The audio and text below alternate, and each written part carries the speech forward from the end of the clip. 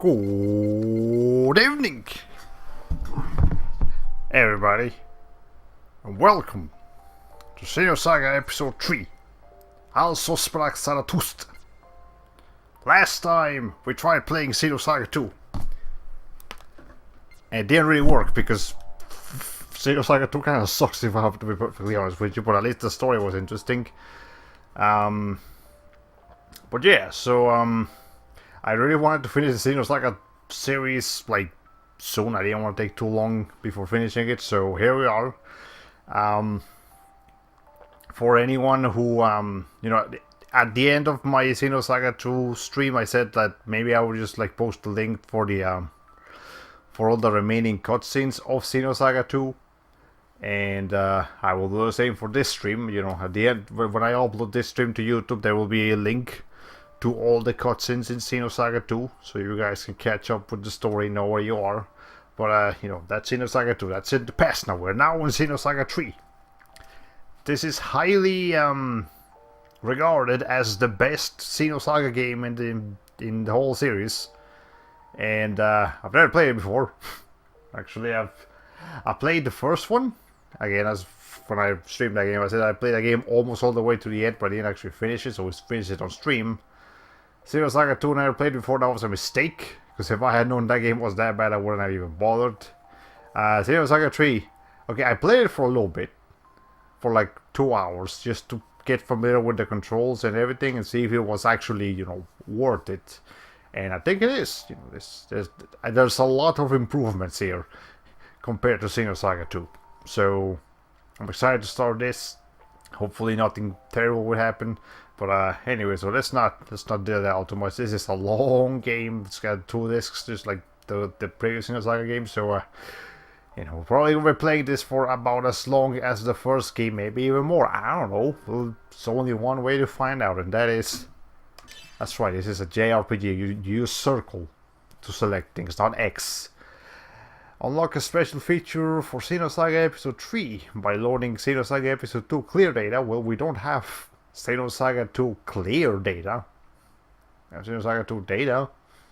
It's not the same though. So I actually looked this up, and I think all you get is a swimsuit or like a costume for Shion.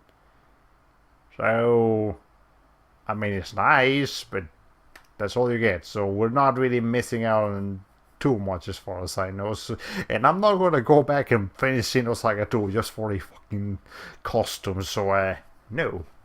Just not check for data. Audio output stereo, that's fine. Subtitles, that's fine. Vibration, no. Display adjustment. I mean, I have the brightness up a little bit, but it should be okay. Alright, well, I guess we're going to start now.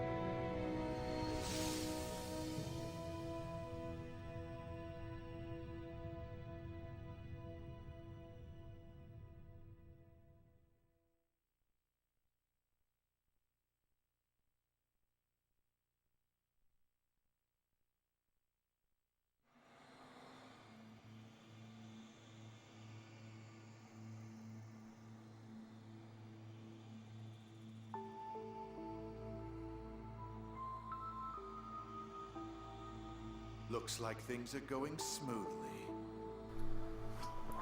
So already we have a change that I particularly like from Xenosaga from this game. You don't have, like, not every single cutscene is like, you know, autoplays. You actually have dialogue that plays like most other JRPGs, which means you know, there's pauses between what people say, which means I can snark at things.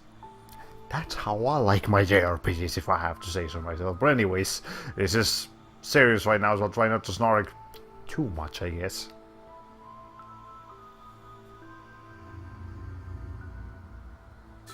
You're as friendly as ever. Well, you sure are pulling out the big guns. Do we really need this thing? The space-time anomaly 15 years ago took place in an incomplete fashion. Is that you, Yuri Lowenthal? Pretty sure that's Yuri Lowenthal. We must correct the errors. So, you knew all along, huh? You're one scary guy. I bet you can't wait to see the look on her face when she finally knows everything. So, this is our princess? She smells good. I mean, I get it. You have a big nose in your mask. That doesn't excuse that sort of behavior, man. You're, from what it looks like to me, you're smelling a corpse. That shouldn't smell good. But you know, whatever. This is like religious cult people. They do weird things. I've fallen in love already.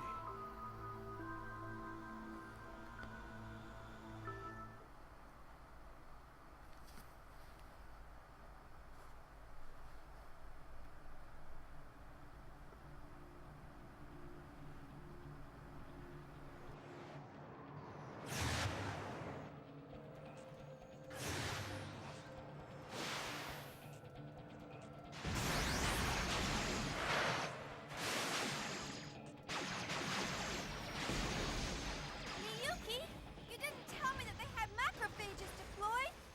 What the hell have you been doing? Take it easy. I checked it out the best I could. It's not my fault. Look, Shion, 3 more interceptors just appeared out of nowhere. Then concentrate on supporting me instead of making excuses.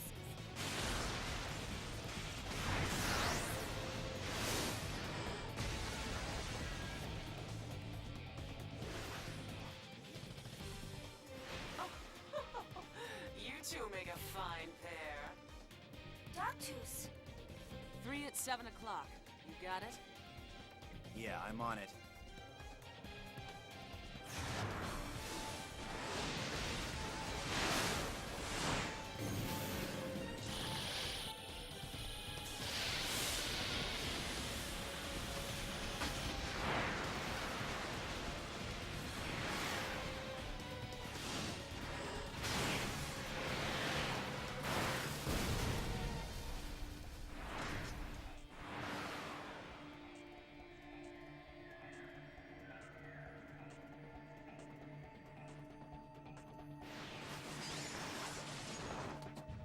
That was incredible, Kanan.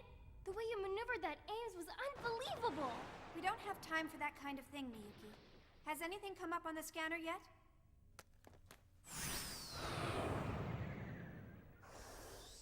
I hope you understand what we're after poses a considerable threat to Vector. I'd appreciate you taking the situation more seriously. Exactly. I don't care if you get yourself killed. Just don't take us down with you. All right, fine. Why is everyone picking on me?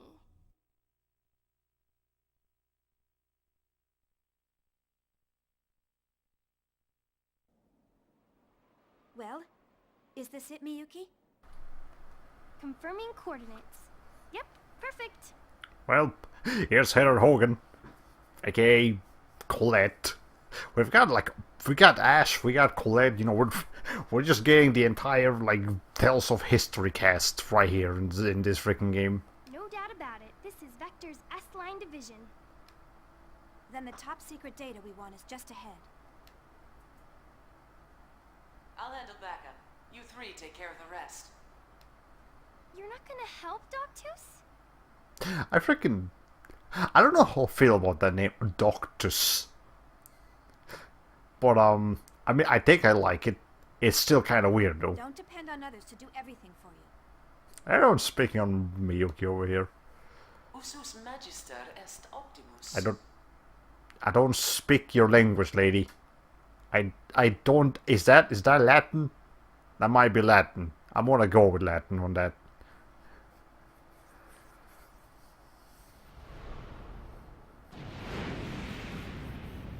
Hurry.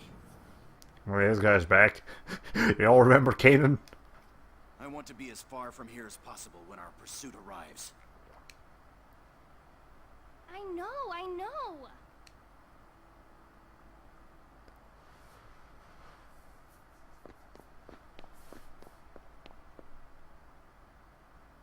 Well, we lost our voice acting already. Oh, in just a sec or two. I forgot to tell you, but in order to successfully carry out this mission, I made a note for the information you should know ahead of time. Please access the database. The database is located here. In your main menu. We've actually got a couple of things. So, you know, we got characters, we got Kanan. Let's just go all Kanan. You got Shion. She's looking at again. Okay, so the models in Xenosaga 1 were like a little bit like very chibi animes. Okay, not chibi, but you know they're definitely very like anime, sort of cartoonish in a way. Then in Xenosaga 2 they did the exact opposite. And they tried to make them like realistic almost. So here in Xenosaga 3 they reached some middle ground where they still look anime, but they're more realistic than they looked on from the first game, but still not like super realistic. So, I mean, I think I like it. I think I like this models the best so far. Anyways, here's some quick character bios. Read them too much, but you know, sure, it's fine. Anyways, I guess we'll just go over this just so they don't have that little thing in there. Well, okay, this is kind of interesting. Scientia, an underground organization formed by a person named Melis Ortus in TC-4669 as the coordination of the anti-UMN groups that had been established across the galaxy. Well, this was a new term. I'm sure we'll learn more about that as we go. The Gnosis phenomenon, and the secret data. And the story. So here's a nice thing. You actually get like full story summaries for Xenosaga 1 and 2. I mean, there's still summaries. It's not quite the same as actually playing the games yourself and watching all the cutscenes. But, you know, and it makes it easy for newcomers to just jump right into the new game. And actually, this one's kind of important. At the end of episode 2 to present. So this is actually explaining what happened at the end. Not at the end, but you know what's been happening since between the two games, because this doesn't happen immediately after Xenosaga 2. It happens sometime after Xenosaga 2, I suppose. TC 47/67, half a year since the destruction of the planet Miltia was brought about by the almost patriarch Surges. Anyways, I'll read this myself later. You guys can go ahead and read it yourself if you want. Just pause the video. There's a paragraph. There's that. Okay. Yeah, I'll catch up on this later, but I don't really feel like reading all of this right now, so you're more than welcome to read it yourself. Okay, I'm trying to like stop at the paragraphs ending so you could get more of a consistent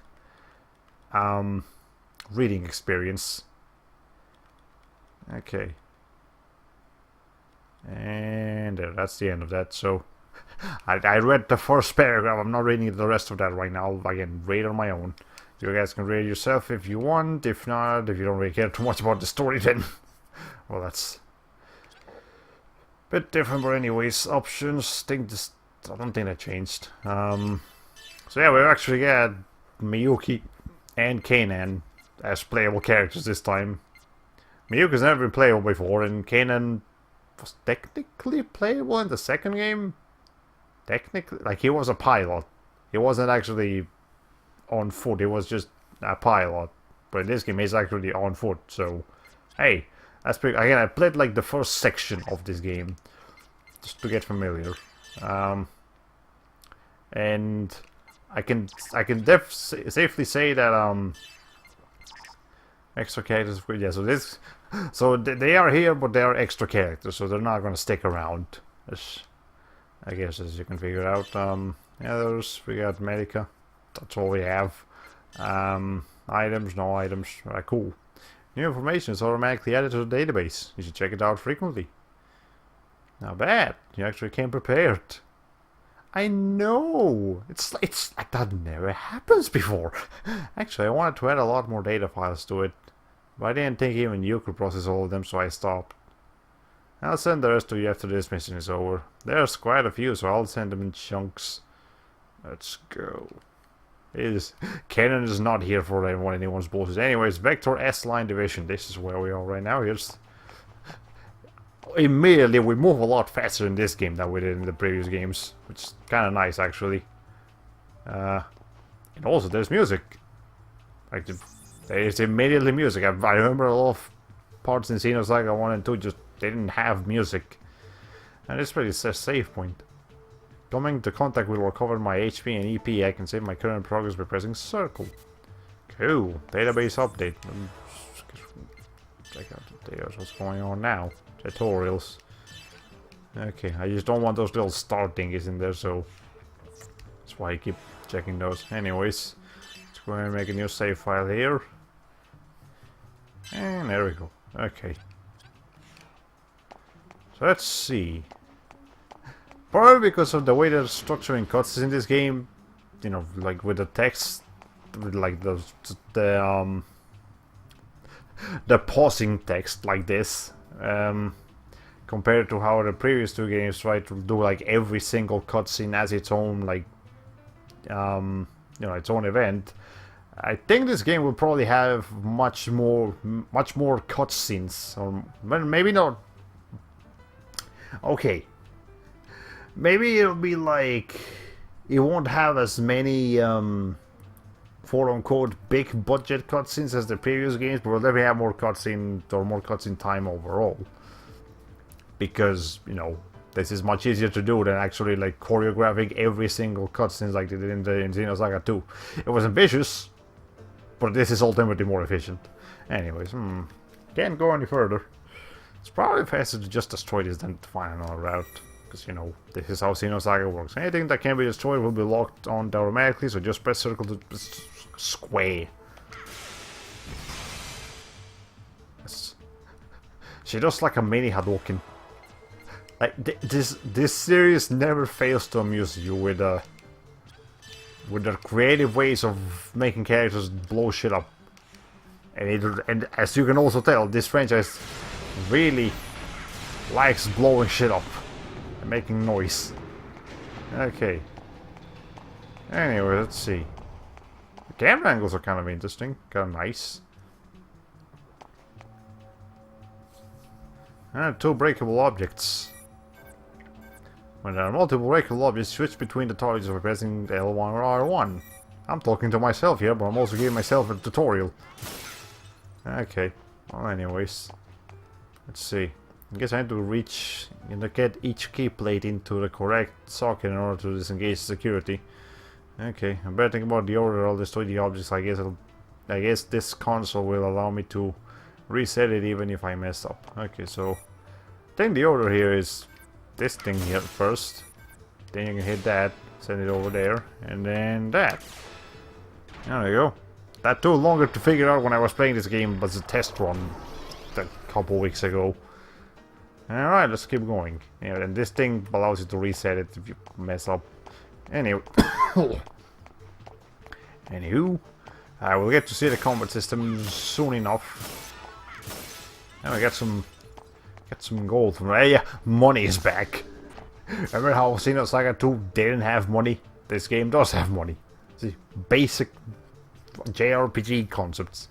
Okay, there's a segment address. I guess they exist even here. But I can't open this without the code associated with it. Ah, well. I'm sure we'll figure it out eventually. There's segment address number 8.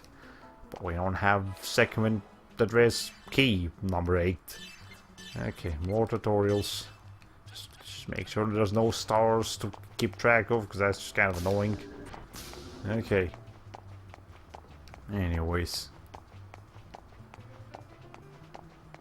So we could go into the big yellow shiny door, or we could take a detour here and see what's around. Again, this is parts I remember. I actually know what I'm doing here.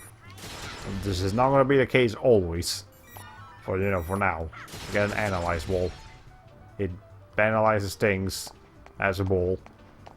It's basically just a scanner. I don't know why I call it an analyze ball specifically, but if it gets the job done, it gets the job done. That's all we really need to worry about. Okay. Also, I don't know if the game is too loud or like not loud enough. So as soon as anyone comes into the chat, I'll go ahead and ask them if they think the volume is loud enough. If there's anyone watching right now but not participating in the chat, I mean, you're welcome to participate. I promise I don't bite. Okay. Don't have to, of course, but, you know, just being here is good enough. Okay. Anyways, let's see. We got some things around here. Can I blow it up? Looks like I can blow it up. I can blow it up. There we go, just gotta persist. Okay, keep persisting. There. Jesus Christ. Okay, another analyze wall. I think I actually missed these things when I was doing that test run. Okay, whatever. Is there another one here? Yes, there is. I wonder if you just need to hit this a lot, or if there's actually a trick to this sometimes. Like, if you blow it up too much, it'll actually like not give you the item or something. Yeah, whatever. I don't think it's gonna happen. We got an antidote already. Doesn't mean we're gonna be fighting poisonous enemies already. I don't remember. Yes, it is the last security checkpoint for Sector 1. According to Miyuki, this security is disengaged by color input. It's reasonable enough. Okay, so that's red, blue, white, yellow. Red, blue, white, yellow. Okay. So we gotta wait for red. There's red. Blue. White. And yellow. So I guess now we can just blow up the green one. Or no, actually the green one blows itself up. Don't have to worry about that. It's a very complex way of just opening a bridge. How do the normal employees get here normally? Anyways, alright, let's get to the next sector. Okay. It's not near as intuitive as some of the puzzles in the first game. Okay, let's move. Oh, it just tells you move. It doesn't tell you what's gonna happen. Just move. Yeah, sure. Move. So this is Sector 2. We've got a guard system set up from here on. Okay, well, I mean, it's combat, so hey, we get to see how this game's combat works. And you can go back if you want, but you don't need to. Go and save again.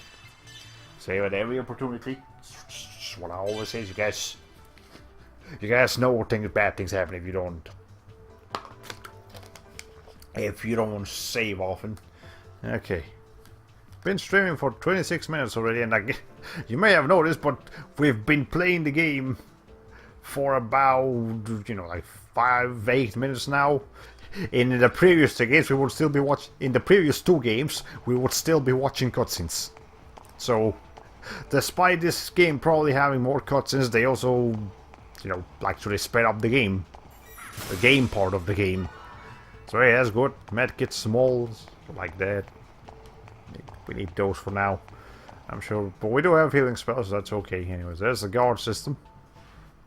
Guess we gotta take. Well, no time for being a coward. I better get in contact and destroy it before it notices me. And you can walk around with the L2 button if you want to be sneaky. But I don't think you can be sneaky with this thing. Get in my way, you Explanation of character turn order, enemy look, and enemy icons. Character turn order, you can confirm the character turn order with the icons in the upper left of the screen. Characters take turns starting from the left. The enemy icons indicate the enemy's type, either biological, or just biological, yeah. Mechanical or gnosis. Then this enables you to select the attack most effective against each type.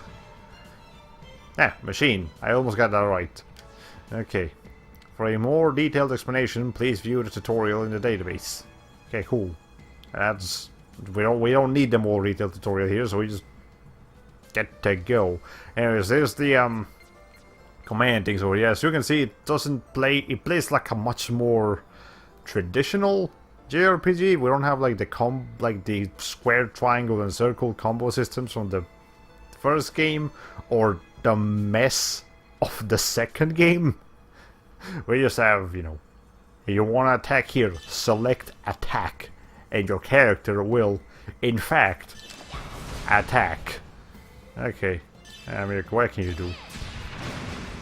There you go, took care of that. Hey Kanan, what do you do?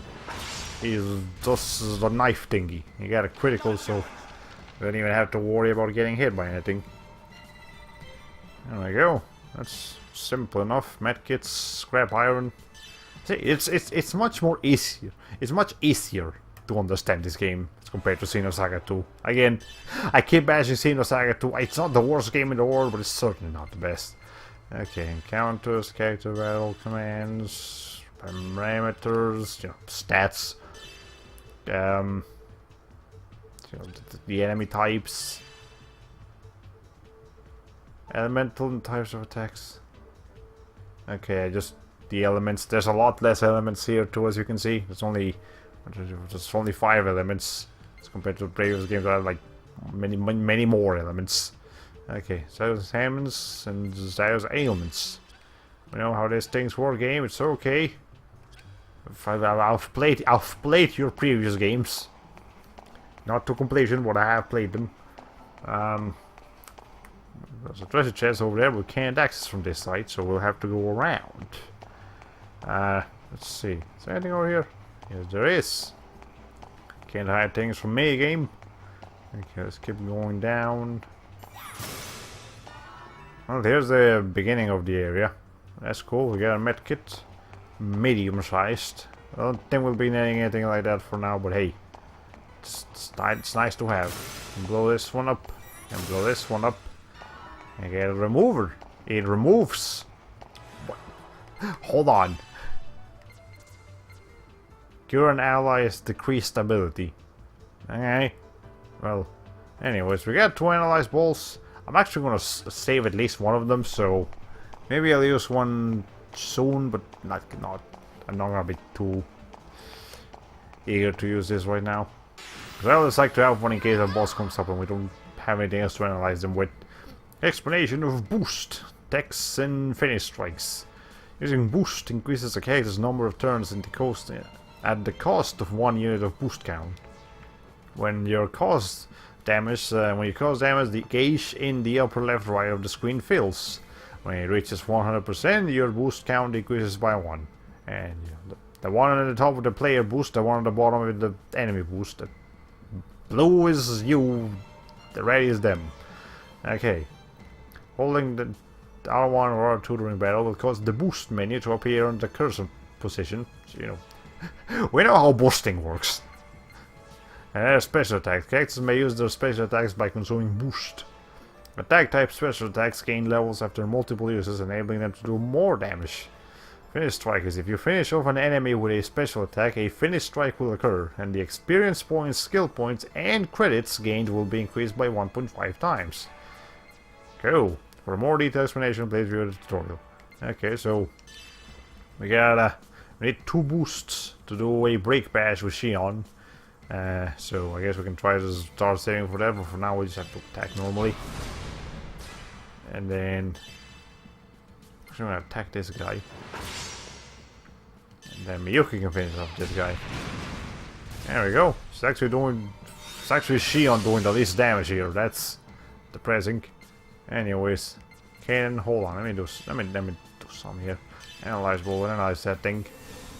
Well, yes, there it is. It's a VMP6. They have 80 health, no EP. 30 out of, 5 out of 30 BL. I don't know what BL. Freaking. I'll come up with something for that later. It's a machine target. Okay, I think that actually dictates what kind of what the AI will do. If it's random, they'll just attack whoever, whenever. But if they've got something more specific, then you know those are the ones you have to worry about more. Experience, that's how much they give. SP, skill points, gold, items they can drop. They are not weak, or they're weak to fire, poison, and laser. Strong against ice and completely unaffected by light, I think is what that is. And they null poison. They can't be poisoned because they're machines. You don't poison machines. Okay, well, we didn't quite get all the boost we needed. Let's see, there's more than one character that has boost abilities. I should probably look into that. Okay. Anyways, you know, more tutorials. When the database, give me that juicy tutorial bits, boost, character special moves, and finish strikes. Okay. I'll let you guys read those later, maybe, unless we don't really need to. Like, it might not be necessary, but let's see. Is there anything over here? Because I know that guy was like facing the opposite Xbox. That does look kind of cool, but it's also very unnecessary. So we're just trying to be sneaky as far as I know. Okay. Got 300 gold. Okay. How much gold do we have already? 790. Okay. And found a shop yet, so I don't know how expensive things are, but hey. Got now repair M2. That's for the aches. Or the M&Ms. Or whatever the hell they're called in this game. I don't remember. I don't know. I never actually figured out how to say the M&M's thing. I think it's maybe like aims. It'll only take 3 minutes. Anyways, we got a back attack. Coming into contact with an enemy from behind will result in a back attack. When a back attack occurs, the enemy's action is delayed by 1 turn and your critical hit rate increases. It also occurs when an enemy encounters you from behind, so be careful. For a more detailed explanation, please view the tutorials. Okay. Yeah, just you get to do more damage. Alright. Actually, do we have a special attack, Miyuki? It doesn't seem like we do. Actually, let me guard. Ow. Anyways, I want to do something here. Okay, it's Miyuki again. Shion, there. You have your break bash, and we can actually finish this with the break bash, so, you know, you get that finishing strike. She literally just goes up to them and bashes them in the fucking face.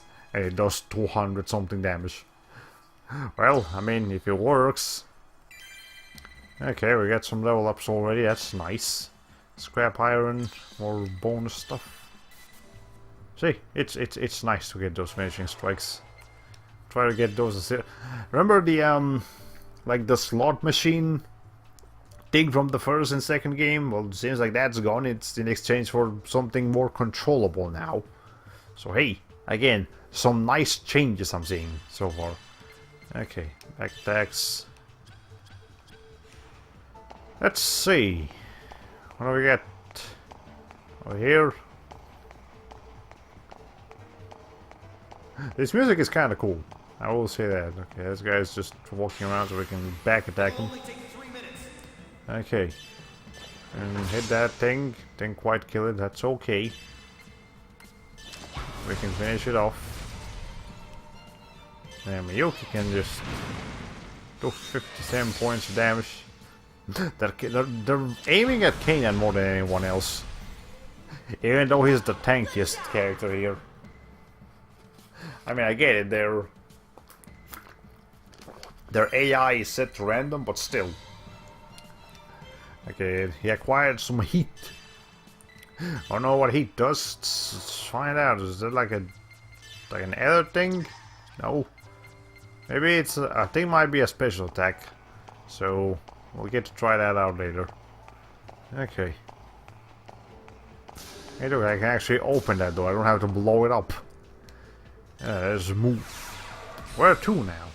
Floor number 3, I would suppose, or sector 3 actually. There's sector 3. Vector's S-line division is comprised of 5 sectors, so I guess we're at the halfway point. Let's hurry. Go to me. Let's go ahead and go to this, like, hexagon. Okay, yes, hexagons, because they have 6 things. But it could have been octagons if I hadn't looked at them properly. Nothing here. Okay. I'm over here. Press the switch. Yeah, sure, I'm sure nothing will blow up. Yeah, I told you. Nothing blew up. Okay. I got treasure chest here. What's the treasure chest gonna have? Treasure chest gonna have an update file. I guess it's information. It contained some cultural things. Carnegie structure law. Basic theory that systemizes. Okay, you know, hold on. You guys can read that if you want, but I'm not gonna bother. So I'll just show it on the screen, and then you can read it yourself if you so desire. I think we have heard about a couple of these terms already in the second game. Okay. I also don't know how easy this is to read because of the PS2 graphics on a capture card that's not really that good, but that like recording it's look, my dazzle is great for recording things at you know, without delay. Like I'm actually getting absolutely no delay from my stream to from what I'm playing to my stream right now. Unlike Elgato, which gives you like a second or two long delay. But this is also an older machine. It can't do HD like some of the newer machines can. Okay. Anyway, that's all the cultural stuff. You guys can read that whenever you want. Here's a guy. Let me go ahead and back attack him. Don't underestimate me. Well, this one's different. Hey, you. You're all dangerous. It's not dead yet. There you go. Hey, guard it. Okay, cool. See, but you can also guard whenever you so desire. You don't have to wait for your you don't have to hope that your character will guard like in the second game. Okay. Do you have it? No, you don't. Okay. So was it another attack? Yes, it was another attack. Okay. Set the target for all enemies to self. Ah, it's provoke. That's what that is. That's what we call that one in the JRPG lands. Okay. Good job. Let's see. Got a medkit. Alright. So. Was that really necessary, Shion? But okay, whatever. I really don't like this elf thing. What's this one called? That's a 6. This one's an elf. Okay, there, the elf has been taken care of. We no longer have to worry about the elf. Okay. You know what? I'm gonna wait until Shion can finish this thing off so we can get that finishing strike. A special attack, break bash. Boom. Give me my extra experience and things. Good job. Alright. I do miss the victory theme though. Or just having a victory theme at all. It's just, there's a little victory dance, but there's no victory theme, so alright, whatever. Especially because the Xenosaga 1's victory theme is like one of my favorite like victory fanfares ever. I fucking love that one. Anyway, sometimes enemies are transferred when objects are destroyed, so I better be careful when I'm low on HP. Are we low on HP? No, we're not. We'll be fine. Yeah. Hey. Why am I falling asleep? Better not be falling asleep. We've only been streaming for 42 minutes. Okay, fair enough. It is 11:26 right now. It'll be midnight soon enough, and I had to start the stream. I had to start the stream late because reasons. But whatever. Anyway, let's see. Actually, how much does Medica heal? Small amount of HP. That doesn't specify anything, so we'll just wait until Kenan takes a bit more damage to heal him. I don't remember how much Medica heals in the other games. I'm sure it'll be fine. Okay. There we go. Would I use that critical on the other one, but whatever. Okay, you can never really account for criticals, so it's okay. Okay. Ken's about to level up again. Sure, it'll be a useful thing to have. Again, I appreciate Kenan a lot more in this game already. Just first of all because he's actually doing things, or you know, it feels like he's doing things, so it's useful. And second, it seems like they told his voice actor, "Hey, look, man. Like I know Kenan is like a somewhat emotionless character looking, but you still have to, you know, act. You have to voice act if you're going to be a voice actor." Because Kenan in the second game was just lifeless. But I guess in this game they were like, no man, you gotta speak up and you gotta show your emotions. And they did it. It actually sounds, it at least sounds awake. Maybe not like pumped or emotional or anything, which he doesn't need to be, but he at least needs to sound awake. I know I don't sound awake sometimes, which is why I could never be a voice actor, but I don't plan to be a voice actor. Maybe at most I'll be willing to voice like a funny cartoon character in some like YouTube fan animation or something. Nothing particularly special. Okay. Anyways, let's see. Let's throw this in here. I got more like materializing platforms. Boy, am I glad this isn't a platformer, because this looks like hell to platform through in like any other third-person platformer. 3D platformer is what I meant to say. A third-person platformer would be like Infamous. But Uncharted. Is Uncharted a third-person platformer? Because it's not really a traditional platformer, but it is a third-person shooter, and it has you platforming sometimes, so... Hey, anyways, that's the end, but I know we activated at least two bridges, so I think we can backtrack and see if we can find some more items, which will be useful in our adventure, in our endeavors, in our things. Also, we haven't seen any CG cutscenes in this game so far. I'm actually not sure if we're even going to see any.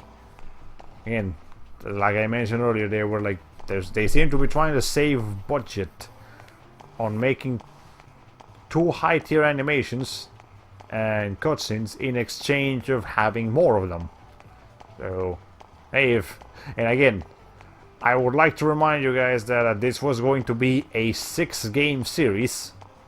But because of the second game, I guess not selling well enough or just being so poorly received, they had to trim that down to 3 games. So this game is supposed to be trying to tell the story of 4 games all in one, which I don't think I need to tell you why that's worrying. But it definitely is worrying. Okay. Anyways, but I'm not. But again, because they had so much story to go through, that's probably why they went with more cutscenes and making them less high quality.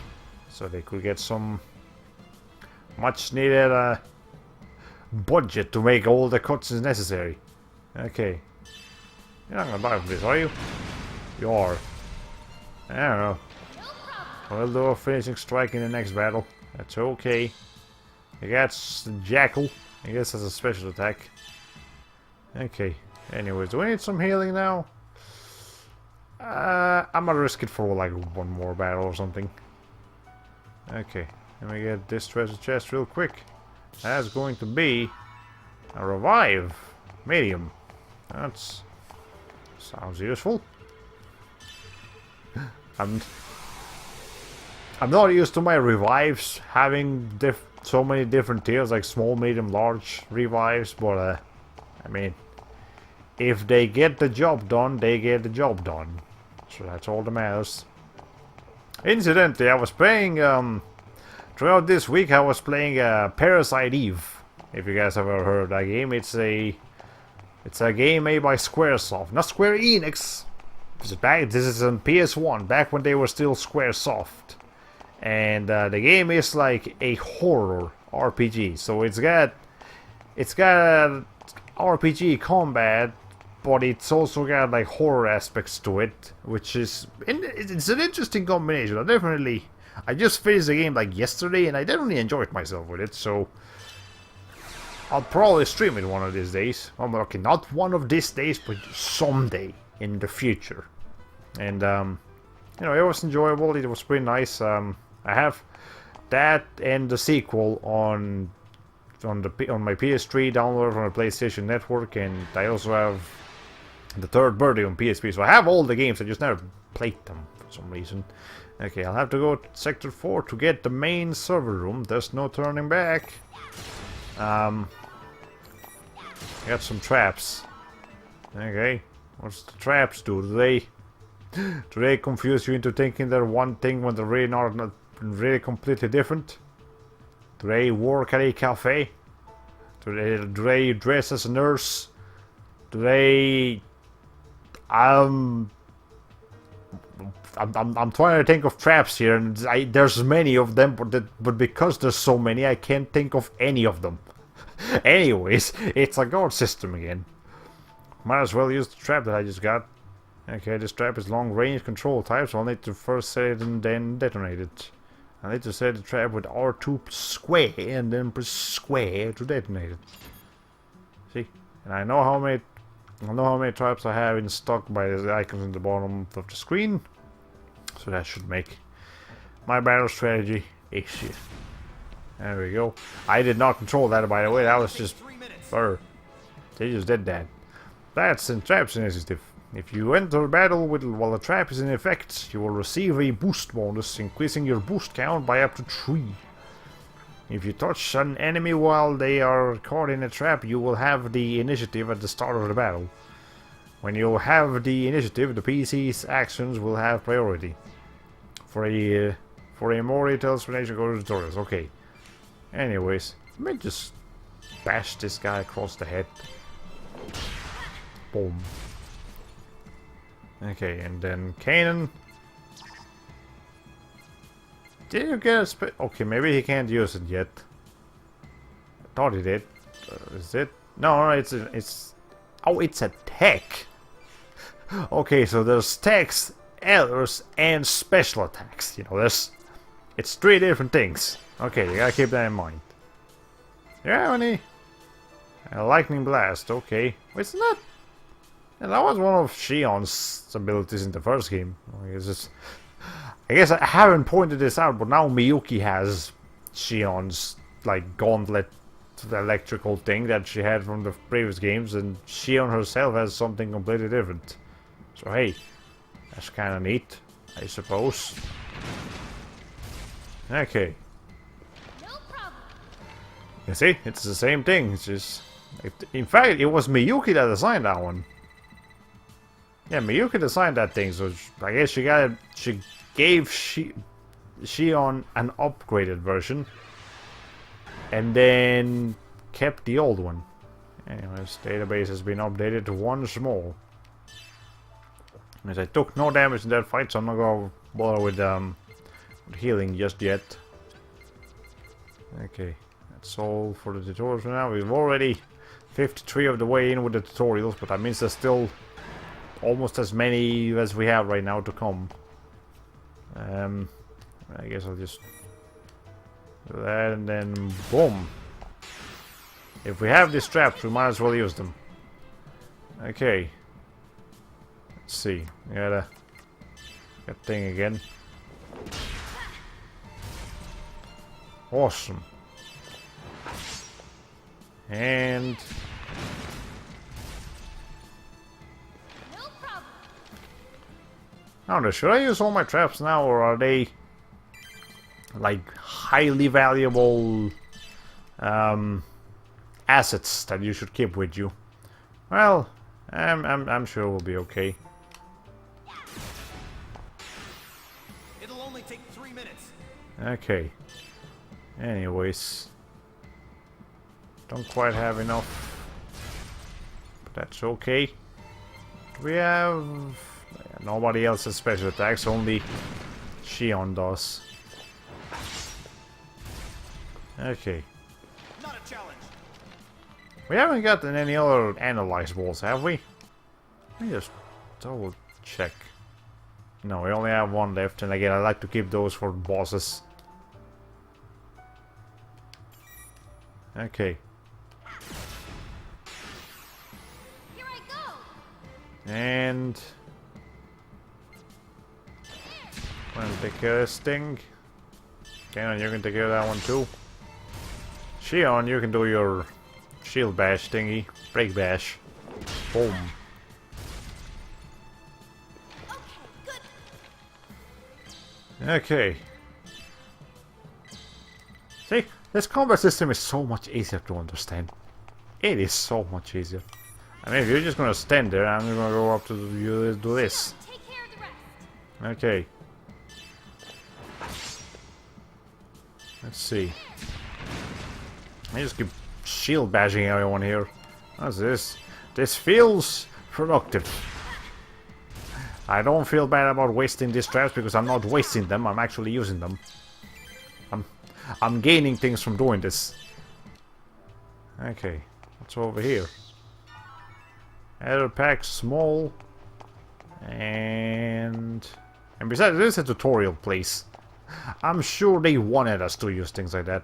Whereas with the existence of traps, now it means that the actual traps that you would just randomly find on certain parts of the levels are gone. In exchange of just being able to put them up yourself. Again, a nice change. Makes things go a lot smoother. We made it. Now is the hard part. Do we have to like bring an airship here? Because this is kind of... If we have to go over there, we're going to have some issues getting there from our current position, Shion. So yes, I can see why this is the hard part. Anyways, go ahead and save here. Been recording for almost an hour. It's cool. It's fine. Let's see. Second Milsha main server room ahead. Access to the main server is currently restricted. All security must be disengaged in order to log in. Is that Miyuki reading that? Cause sounds like her, but it says information. So. Also, why does that particular bit have voice acting? Anyways, what's all this? Disengaging secondary security.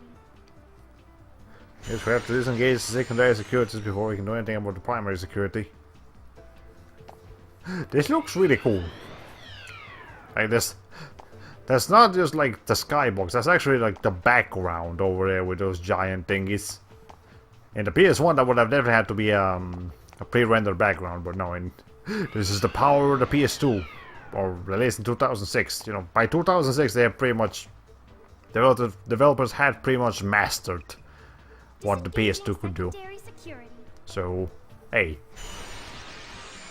I think the highest the PS2 ever managed to go for, like God of War 2 in 2007. After the God of War 2, like I don't think there was anywhere else they could probably go.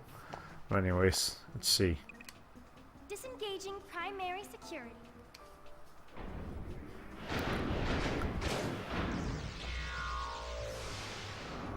Oh, there's that thing. It looks very strange, but I'm sure we'll be able to just go there normally. Okay. Logging into the main server. This is just Bandai Namco showing off what they could do with the PS2. And again, this 2006, the Xbox 360 was out, and the PS3 was in the horizon, but the Bandai Namco was like, nope, we're not moving to the PS3 just yet. We've still got some things to do with the PS2 here. Okay. Made to Sector 5, main server room. I wonder how much information is processed here. But it is only the local server of malicious space. What exactly is the UMN that's laid out throughout the star cluster? The current mission objective is to acquire the top secret data. Let's access it through that terminal. Yeah, sure, let's go and do that. This place is big. I may look big outside. Okay, it already looked bigger outside, but still looks big in here. Okay, press the switch. Yeah, sure. Okay, here we have some information. Information upload. So holy shit. That's a lot of information. Okay.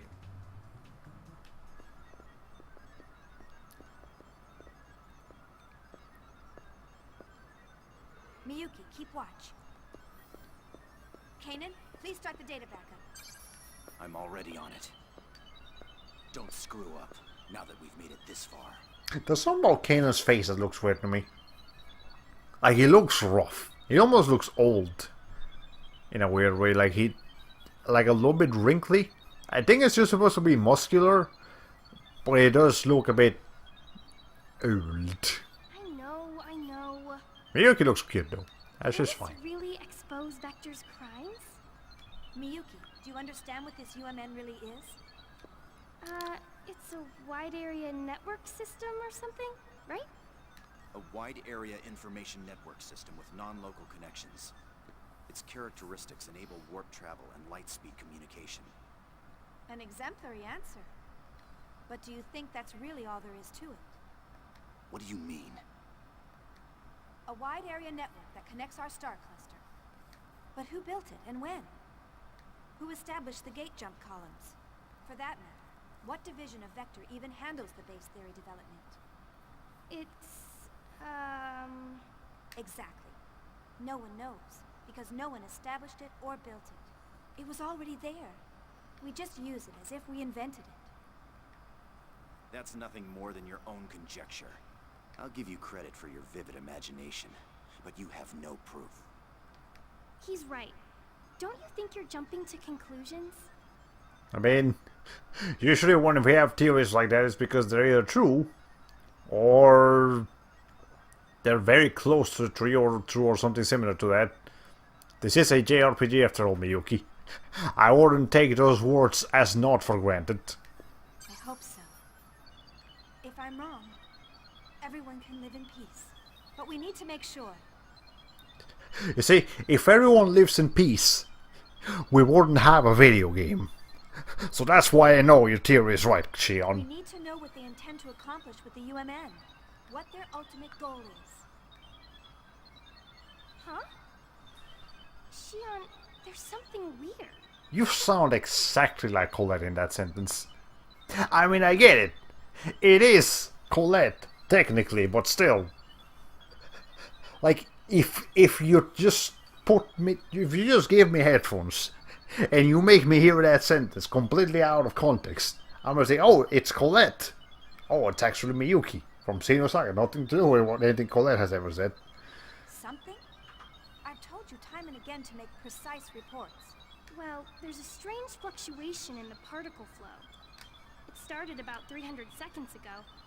Looks like a fractal pattern. Can you just say, like, is that like 6, 7 minutes, like 8 minutes? Can you just say 8 minutes? Why 300 seconds? Okay, whatever. I think someone or something's trying to interfere with us. Is it a pursuit craft or the cyber surveillance system? No. There hasn't been any physical contact from macrophages. What is a macrophage? Maybe it's an in-universe term, or maybe it's actually a thing. It sounds like it might actually be a thing. And there's no sign that our jamming of the surveillance network has been broken. I'm gonna have to look that up on the dictionary It's later. like someone's watching. No, studying us. Studying us? Who? Why? There's no way for me to tell. How's that data coming? Just a little more. Hurry. It's dangerous to stay here much longer.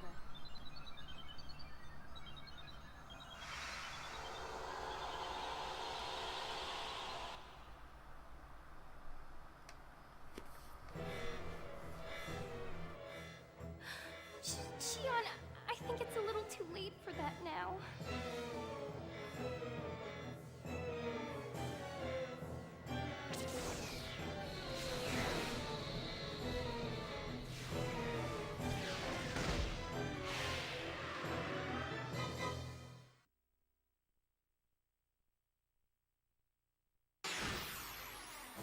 Shion, take care of the rest.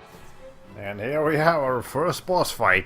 It's a bad monkey creature that got a lot smaller when we actually got into the battle situation as compared to the cutscene, but you know what, it's fine. Break target control. And in each character's name is the break gauge.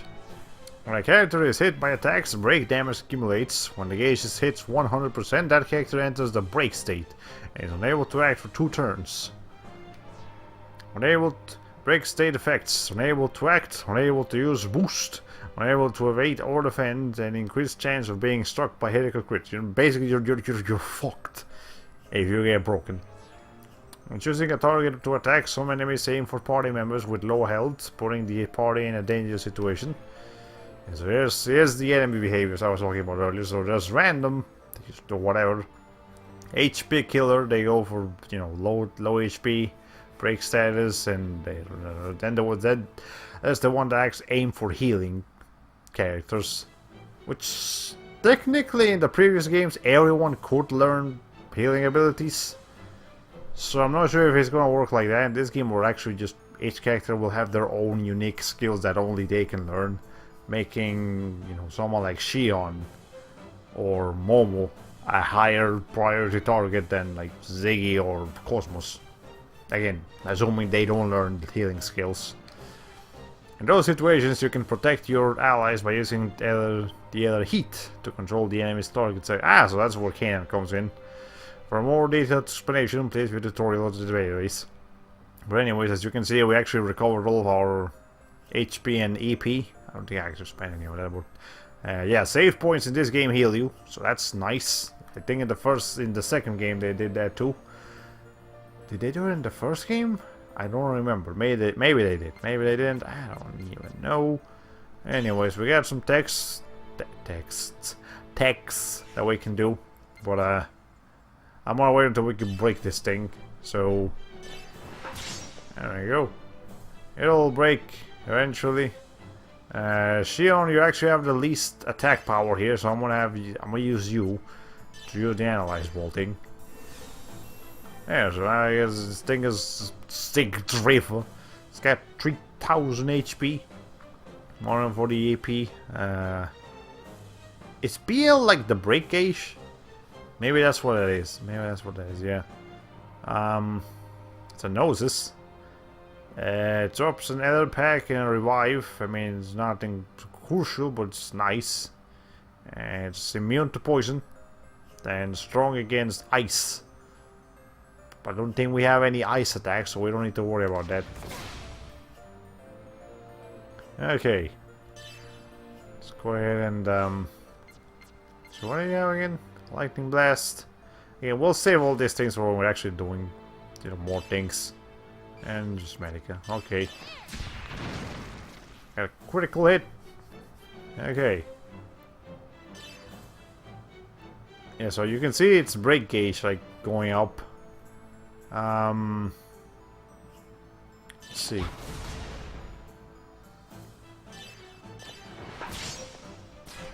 Okay. So will this increase the break gauge more?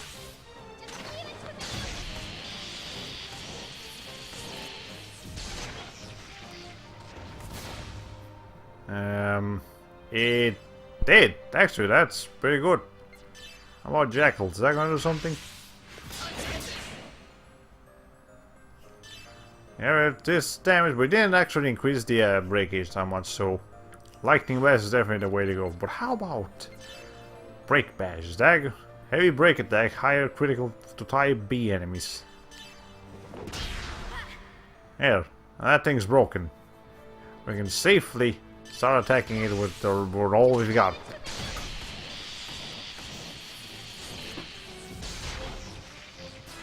And so as long as that thing is still broken, we can safely do a lot of things.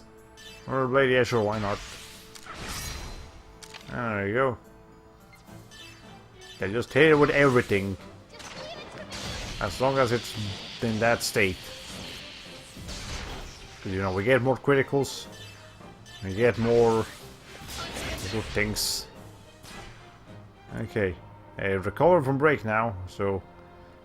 Yeah, take things careful. Actually, can we just break it again? No, it probably did. Yeah, I did a lot of break damage. Okay. Let's see. So for now, just start attacking it normally. And Kanan, you can do your things.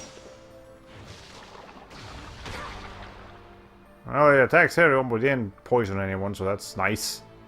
Yeah, this thing is not particularly threatening. I mean, I don't know how reliable, like, game facts, game FAQs, you know, like, stats are, but, I read that Xenosaga 1 is considered pretty tough, Xenosaga 2 is considered even tougher, but they say that, like, Xenosaga 3, compared to the other games, is a lot easier, and, I think it might actually be true in this scenario. It's pretty easy so far. I think it's not like a cakewalk, I guess. It's not the easiest game in the world, but it's not particularly hard right now either, so... I mean, it is the first area, though. I'm just reminded of how Xenosaga 1's first area was pretty tough, too. Okay, anyways. Back to this, we can go all out. Okay. There we go. How much health does that thing have? Still, not much. We gotta make sure to actually kill it with the break pass. That way we get all the extra experience from it.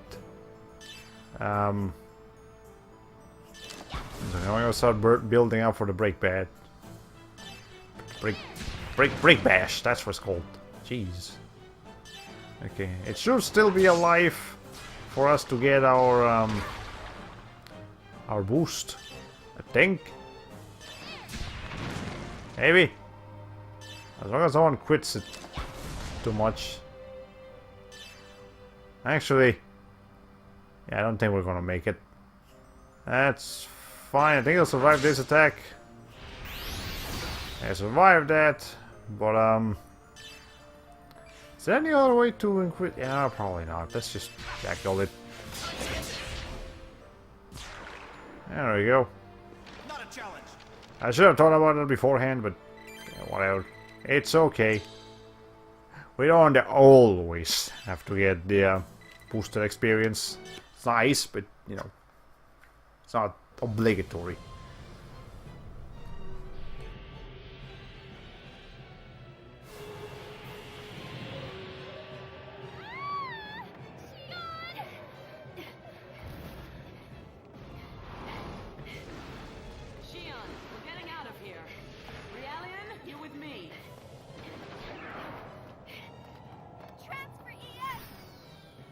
My name's Kanan. You should remember that by now. Sorry, didn't mean to hurt your feelings. I don't waste brain power on trivial things. This is gonna be a little bumpy. Hold on tight. Wait, what? Shion?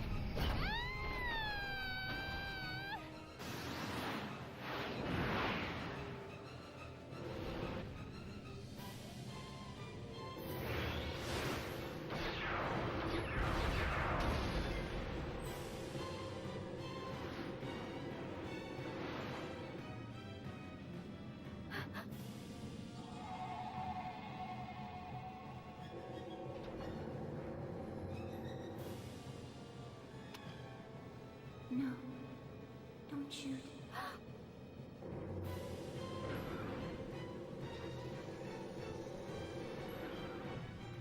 Miyuki, hurry up, disconnect now!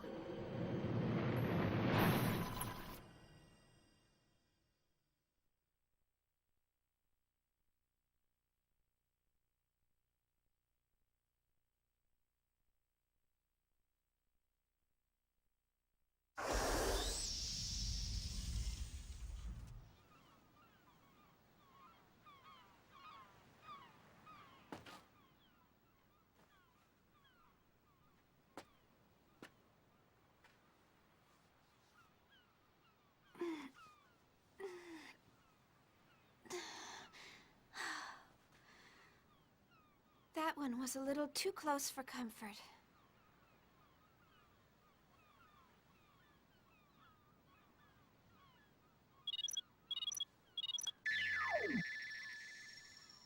Are you alright, Shion? Whoa, you look pretty sexy. Miyuki, you're starting to sound like a dirty old man.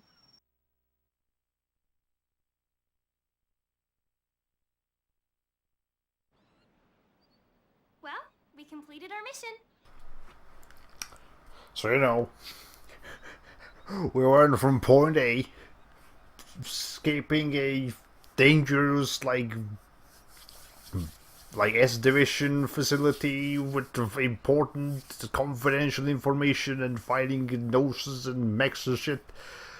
And now we're taking a day at the beach. You know, things just kind of happen sometimes. Also, never mind about the swimsuit. Here's Shion in her swimsuit. So I guess the costume you unlock for having a clear data of Xenosaga II is something else entirely. Although someone made it more complicated than it should have been. Oh, come on, Shion. I promise it won't happen again. Anyway, how's the data? Don't tell me we lost it in the end. It's fine. The backup completed with .002 nanoseconds to spare. That's a bit too convenient. Hey, that's just showing off. Yeah, we barely made it. Good. Not bad. Former chief of Vector's first division. Former chief of Vector's first division. That's important. You and your brother are both good. The translation method was sloppy and a bit lagging, but thanks to you, we made it. I'm going to start analyzing the backed up data. I'll let you know if I find anything, along with that other thing you asked. Thanks. Start the data transfer, Realian. It's Kanan. This Kanan is... Again, he's got a personality in this game. In the first game, he just, like, didn't have a personality. At least here he's stubborn. Which is better than nothing. You seem to have a defect in your memory. Damn. Errare humanum est. I don't speak... I'm going to guess that's Latin. I don't speak Latin, game. I'm sure that says something important, but I don't know.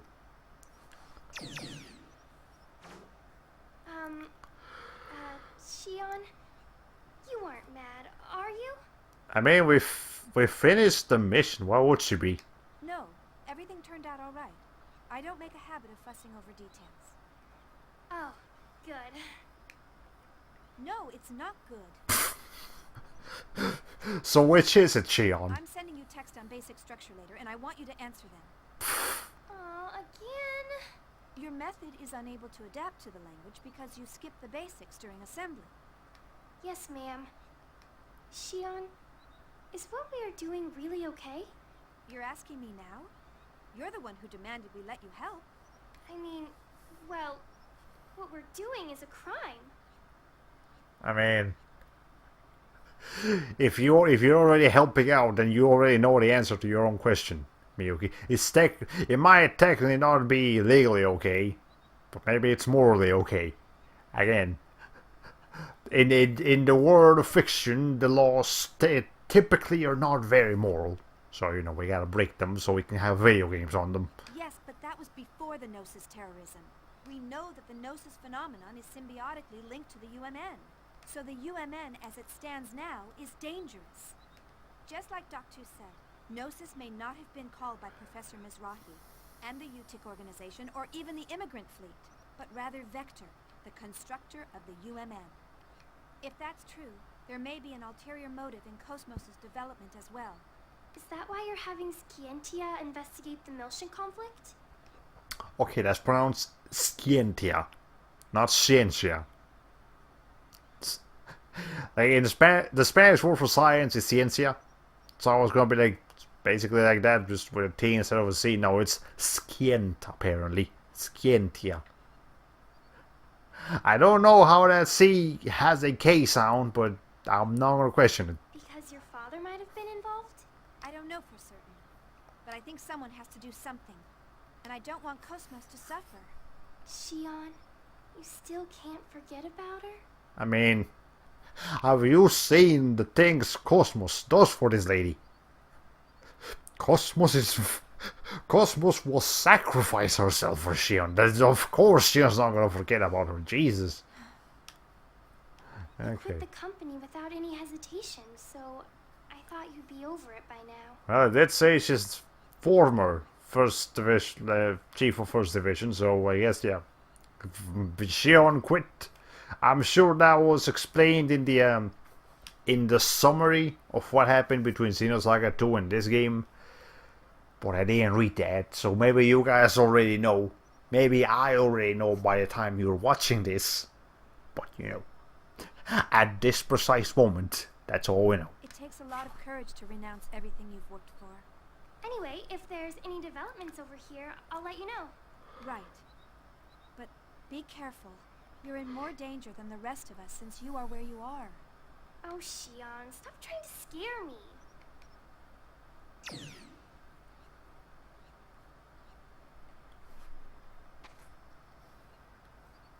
Nephilim, you're still...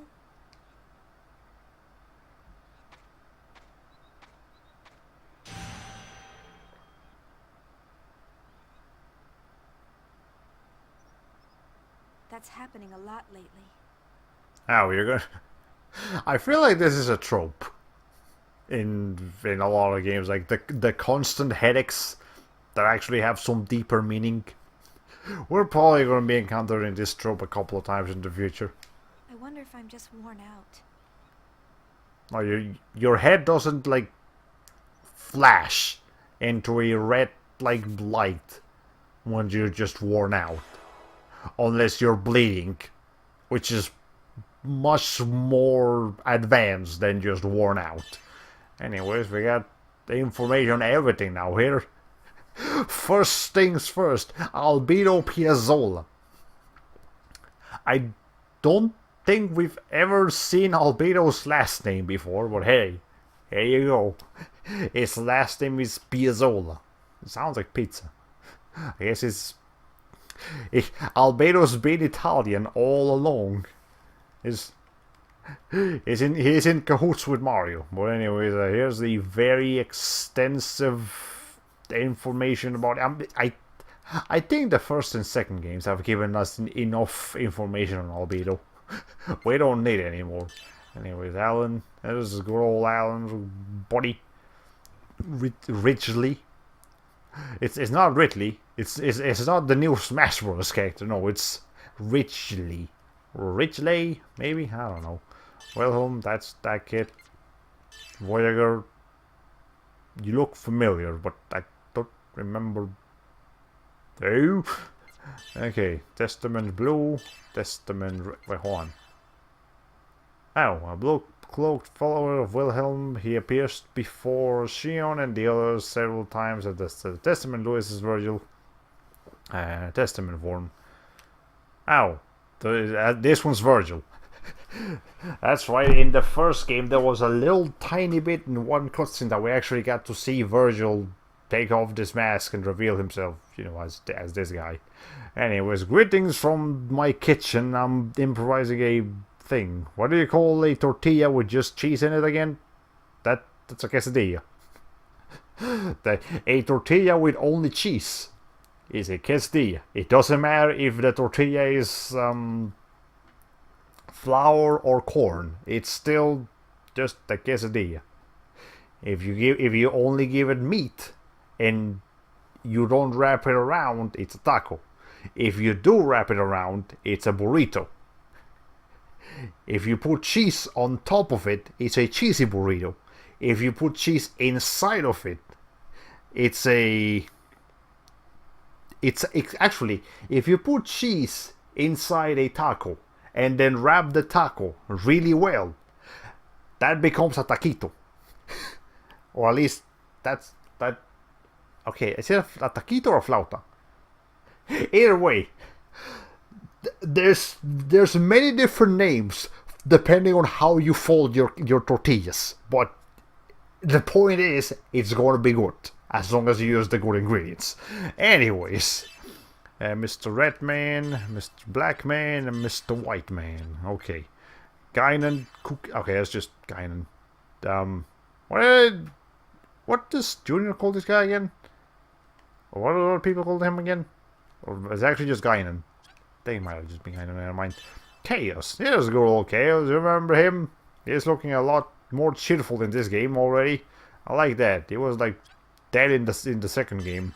Kevin, you. Well, we saw him in the beginning when he was a kid and he had to abandon his. But he got like a Goku treatment where he just got cast away from a destroyed planet in a space pod, seeing his mother like transform into a fucking alien monstrosity as they was flown away. You know, Cosmos archetype. That's Spider Cosmos. That's Xenosaga 1 Cosmos. That's Xenosaga 2 Cosmos. And that's Xenosaga 3 Cosmos. They all have different designs, and because of the different games, they also have different like facial structures. Anyways, yeah, this Cosmos is pretty cool. This Cosmos is cool too, but I don't know how I feel about her having like blue shiny skin. Like it looks like she's half of neon lights. And it just looks kind of weird. But anyways, there's her face from this game. We haven't actually seen her yet, but here's what she's gonna look like when we do meet her. I think that's the best one so far. Like, she looks human. She has red eyes, but she actually looks human as compared to the first game where she looks robotic. When again, Cosmos is like trying to be more human looking, so it's nice to actually see her try. Anyway, Shelly. She on Ziggy. Good old man here. It still looks like he has eye bags, but at least it's something. Oh, Junior, he's looking cheerful as hell. Holy shit. It looks like he just came from he looks like he just came from Chuck E. Cheese's. That's what Junior looks like in this game. He just came back from Chuck E. Cheese's. He's happy as hell. He's all fine and chipper. Okay, Jin is looking old. Again, everyone's gotten updated models. Who the fuck is Scott? A young man originally from planet Briz. Originally only visiting the Kukai Foundation out of his interest in Lost Jerusalem area antiques, he found it so comfortable there that he stayed on. Oh, it's what's okay. You'll remember Dr. Poopy Pants? The one from the first game which gives you Air the Kaiser and he was just insane. This guy is that guy's assistant. So hey, I guess it's gonna be an integral character. Anyways, here's that guy. I think Junior's father, technically. I ruined it already. Time to start over. Oh man, I'm sorry, but it shouldn't be that hard to mess up. Don't leave it in the. Actually, if you give me some instructions as to how you're making this quesadilla, maybe I can guide you. Because I do consider myself a quesadilla connoisseur. Okay, here's Tony. Nephilim. Seen her a couple times. And there's Professor Poopy Pants. He's literally just called Professor. So we gotta give him the Poopy Pants edition. Okay, his real name is Hakshin White. Never mind, he's got a name, Dr. Professor White. Because I'm not saying Hakshin all the time, that sounds fitting, but weird. Genius scientist who graduated at the top of his class at the University of Borneo. Well, anyway, here's back. Anyways, ready to roll. Here's Hammer. Fabronia. Ah, okay. She looks very similar to Kevin's mother. Maybe this is something I should keep track of. Okay. I cut up some cheese and mini tomatoes and put them in a flour tortilla. Okay, so far so good.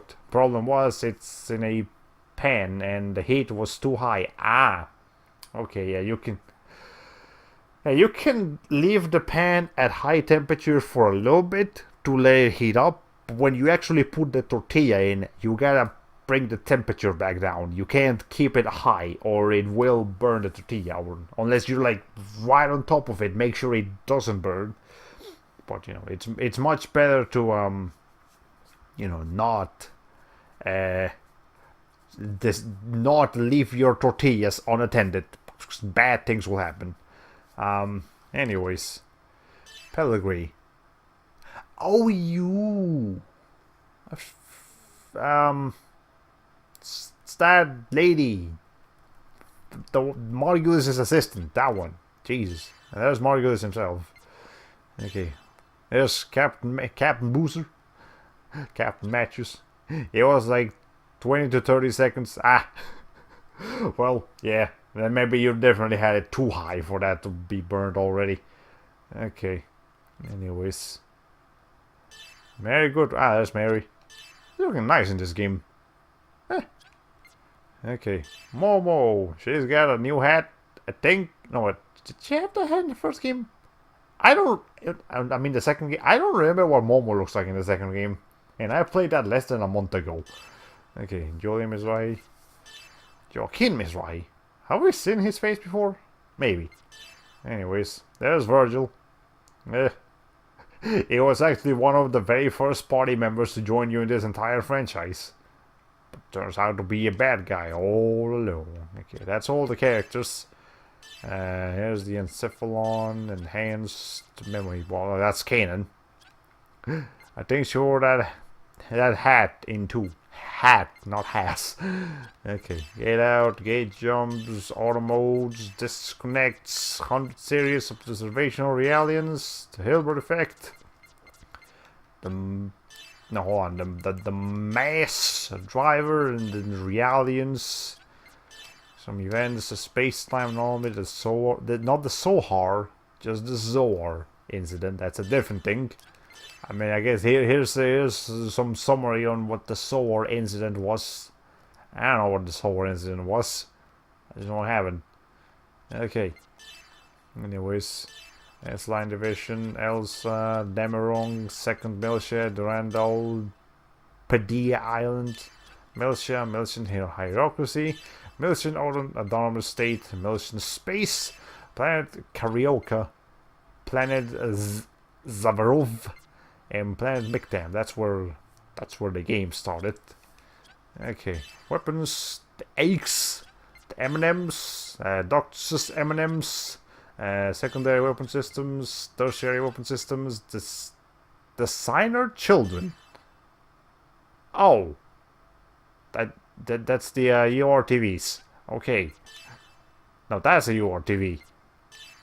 Okay, it's another subcategory of the URTVs, and in fact, it's URTVs. There's that guy. There's Junior. And there's Albedo. You don't remember your name. Guinan. Normal people. Special people. No more. Okay. The Immigrant Fleet. Vector Industries. Vector 1st R&D Division. 2nd R&D Division. 3rd R&D Division. That one. The first 2 divisions have an image. Not the 3rd one though. It's not important enough. Hormus. That's the it's for the religious order. That's the religious fanatics. Okay. Kukai Foundation, the Galaxy Federation, the Contact Subcommittee, and the UTIC organization. Okay. More unknown shit. Vessels of Anima. Oh, that's that thing from the second game. Like the logo of the second game. Okay, well there it is. Anyways, you know, funny thing, Fire Emblem Radiant Dawn has a similar index of lore as this. I might wind up skimming through it when I stream it. Yeah, it's actually became. Well, I'm not sure if it became, but it's a very common thing in a lot of JRPGs nowadays, because I guess they like to introduce so much lore that it's just like we need to let the players know what the fuck's happening, because it's too much. I'm pretty sure every Tales of game has had one of those, like, since Vesperia? Maybe since Abyss, actually. I never bothered to look at that one in Abyss, but hey. Anyway, the Bell's Arc, the ES, Asher, Sebulum, Tenhan, Inquisitors, you do, I do, they do, everyone does. The original Zohar, Imaginary Space, Pilgrimage Fleet, Compass of Order and Chaos. It's just a compass planted in Wilhelm's office that reacted to Cosmos' awakening. It is a plate modeled after the Zohar discovered what Lake Turkana in a stone. Okay, you know, sure. Then what the game is named after, Zarathustra. An entity shrouded in mystery. It is not even known whether it is physical or non-physical in nature. It's a thing. It exists. Trust us. Okay. Anyways, the screen's screen's fine. Testament, Wilhelm's 8s, each wears a different color cloak. Okay, those guys. Song of Nephilim, you guys remember this place? I do, I don't want to. Hated that place, but whatever. And the Wide Aid, Dimension Shifts, okay, Town Reports, Segment Address, okay, that thing, Segment File, and the coders. And we got some more tutorial stuff. Here's a break, and then here's starting control, and that's it. Okay, there. We just went to the entire database. Not really, but, you know, we skimmed through it, so we don't have to worry about those little star things telling us, hey, you got mail anymore. And that took like 15 minutes, so if you decided to leave the stream momentarily while I did that, you can come back now. There's Shion in a swimsuit. Enjoy her. Okay, anyways. Let's see. We got some palm trees here. Add the palm trees? Yes, I can. Makes coconuts fall down. Coconuts have it? Yes, they do. It's $100 in one of those coconuts. Okay, sure. There's a crab here. You know, don't actually do this in real life. If you see a crab in a beach, don't approach it barefoot. It will pinch you, and it will hurt a lot. There are dolphins over there. Look at that. We got dolphins in the ocean. That's cool. Can I go swim with the dolphins? No, the invisible wall says you can't go swim with the dolphins. Oh, well, that's okay. We can come up here, see what's going on. There we have a cave system. Okay, well, this gives us a nice view of the ocean. Hey, if there's some dolphins, that's cool. I do like the dolphins. I mean, I like dolphins in general, so hey, even if they're in video games for. I mean, I played a little bit of Echo the Dolphin. It was alright, yes, but nothing particularly special. Medkit, medium. Here's a door. Can't really do anything with it, but it needs the D. It needs D something. Whether it be the D key card or the D key or just a big old letter D. Slap it on the door, it will open. Trust me.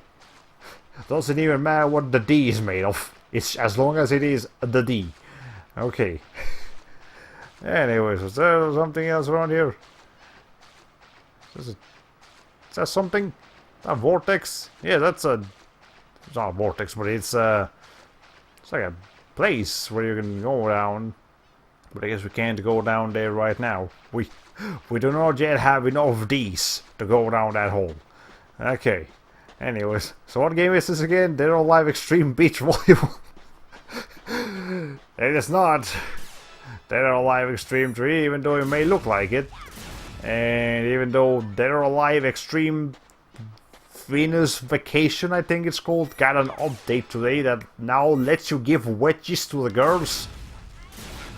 No, we are not playing the latest update of Dead or Alive Extreme Beach Volleyball thingy. We are just playing Xenosaga 3. We actually just got done with like the first important place, and suddenly we are on a beach.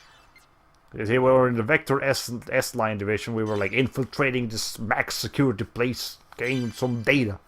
But now we're back on the beach. Well, not back on the beach. We are on the beach. Okay. Anything else around here? Doesn't seem like it. Okay, I think we've explored the rest of this place. I bet that game has to avoid getting banned on Twitch somehow. Well, I'm not even sure if Twitch knows about it, because it is a browser-based game. It looks really good for a browser-based game, but it is a browser-based game, and it's only available in Japan, so that's probably why they don't really care too much. Okay. Anyways, let's see. There is incoming mail on the residential PC. I wonder who it's from. Oh, we can look at that later. What's going on over here, though? There's a. I'm willing to bet we have swimming mechanics in this game, or at least being able to traverse to water. Maybe not. Maybe Shion can't do it, but maybe like Chaos or someone can do it. I don't know. Chaos looks like he could be a good swimmer. I don't know. Anything over here? Nope, just the mech. Anything over here? Nope, just supplies. I'm dressed to swim, but not in the cold ass water. Yep. Water. I'm a guess that water is pretty cold. Even during the summer, I'm pretty sure water can get pretty cold. Especially under cave systems like that. Yeah, that must be freezing in there. Okay. Anyways, well, guess we can go and explore this now, because I don't think there's anything else to do here. Incoming mail, Addison. Open the mail? Yeah, sure. Let's open it right now.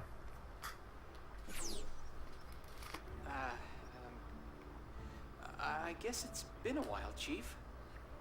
It's been about a month. Not that long, but I mean, if we're actually counting releases, it's been 2 years. So hey. Actually, this is pretty difficult to tell you, but at a staff meeting a few days ago, they officially decided to cancel First Division's Cosmos development project. Oh no! Cosmos will not get the latest patch notes. That's the worst that could possibly happen. She has so many bugs still. Actually, it's being transferred to the military, so the project itself isn't going away. Oh, never mind. It's just changing publishers. They're giving it from Activision to EA. That's not an improvement. But the military is going to oversee the development of a new model. So the Cosmos unit development will come to a close at the end of this month. See, I told you, they're bringing it to EA. EA closes everything. Don't trust EA, people. Jesus Christ, they're the worst company. Togashi and I have the misfortune of being transferred to the military along with it. I mean, you guys are getting unemployed as well then. The decision was sudden, so we're all scrambling to organize the data we've accumulated. Though all of us are pretty down since you've left. Well, that's to be expected, because Sion seemed like the one that kept everything together. Anyways, Quesadilla number 2 turned out much better, by the way. Oh, that's great. See, it's a matter of controlling the temperature properly so you don't burn your quesadillas. Burnt quesadillas can still be kind of good, but not quite as good. So, now I'm on 5th Jerusalem, where the project is being transferred to. Would you like to come and visit us? Everyone misses you. I'm sure even Cosmos. Well, she's antisocial as usual, so I don't know what she thinks, but I bet she misses you too. Again, as I mentioned earlier, she might not show it, but Cosmos will fucking kill herself if it means saving Shion, so I'm pretty sure she misses her too. await your answer. I hope to see you soon, Chief. Our flower of First Division. Well, he's certainly learned how to talk smoothly. I can't believe it's been 6 months already. More like a month, but again, hey.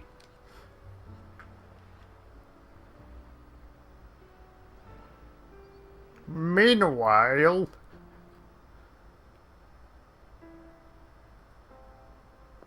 Chief, wait, calm down. Please, tell me why... Weren't you listening to what I just said? Hey, there's Shion in her normal out, like, Xenosaga 1 outfit. I just wish she still had her glasses. Like, why did they take her glasses off, man? I like Shion's glasses, it made her look better. Hey. I was listening. I heard what you said. But what do you mean you're quitting? It means she's quitting. It's not hard to understand, man. Upper management has yet to make a decision. I can't just stay on as chief like nothing happened after causing an incident like that. You mean the Gnosis terrorism, right? It was that Grimoire guy who caused it. There's no reason for you to take responsibility for it. Took the words out of my mouth. Yep, Shion's glasses were perfect. You haven't been accused of anything yet. You don't have to resign. Cosmos will be sealed and placed under observation, and I'm responsible for it. It may be irresponsible to leave in the middle of development, but I can't stay at Vector. She's only being sealed temporarily, and... Wait, Chief. Alan, please take care of Cosmos, and everyone. Please, give it a second thought. I'm sorry. Chief.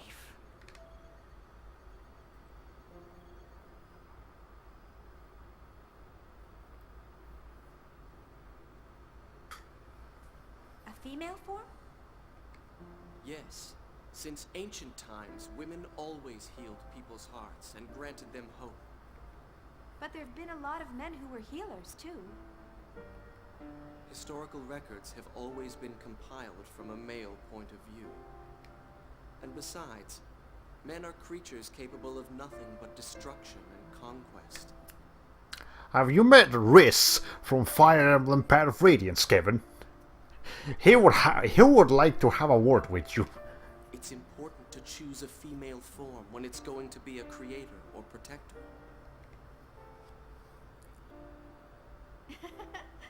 Also, this is just teasing us now. Here's Shion with her glasses. This is what she would look like in this game. Did I say something strange? I mean, if she had glasses. Why can't she have... If that's an unlockable costume, I will unlock that costume. Unless it requires me to go back and beat Xenosaga 2, I will not do that. Otherwise, I will do it. No, it's just funny to see you with a gentle expression while you lecture with such intensity. Really? I mean, if you've got a gentle face, it's kind of hard to not look gentle, even if you're doing something that isn't gentle.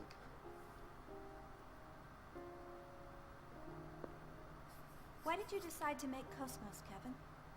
Is it to protect humanity? Well, it's true that Gnosis are a grave threat to mankind's existence. So wanting to protect people from that threat is part of it. But more than that, there's something much stronger inside me. Stronger? Everything exists for a reason. If the Gnosis represents a truth we haven't known before, then I want to know what that is. The truth about Gnosis. I think that may actually be the shortcut to saving this universe. You want to know the truth about Gnosis? I'll tell you the truth. They're made of Gnosis. I can't believe I never made a Gnosis joke before. But now this is the best time to do it, in my opinion. I know you can do it, Kevin. You'll build Cosmos, and you'll find that meaning.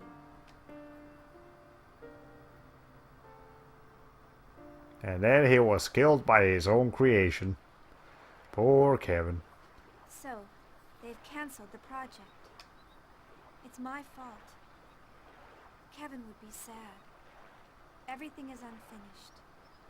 I'm sure even Cosmos won't be satisfied.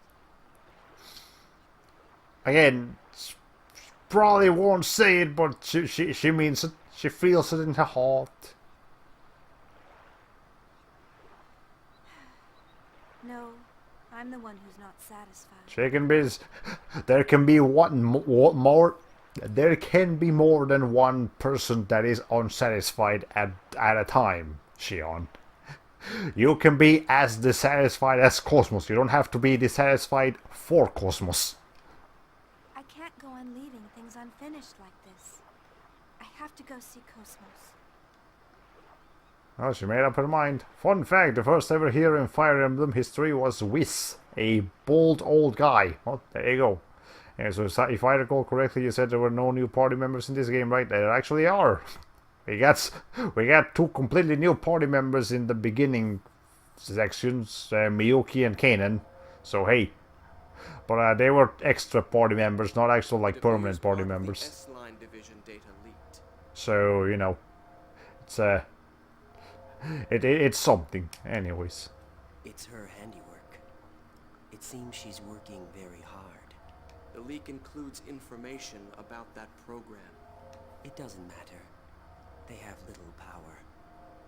Actually, it's all rather endearing. They think their cage is the entire world, and they believe they can change it. Let's just watch over them for a while. But enough of that. How did things go at Renmu's Chateau? Is everything ready? Everything is proceeding as planned. The transport to 5th Jerusalem is complete.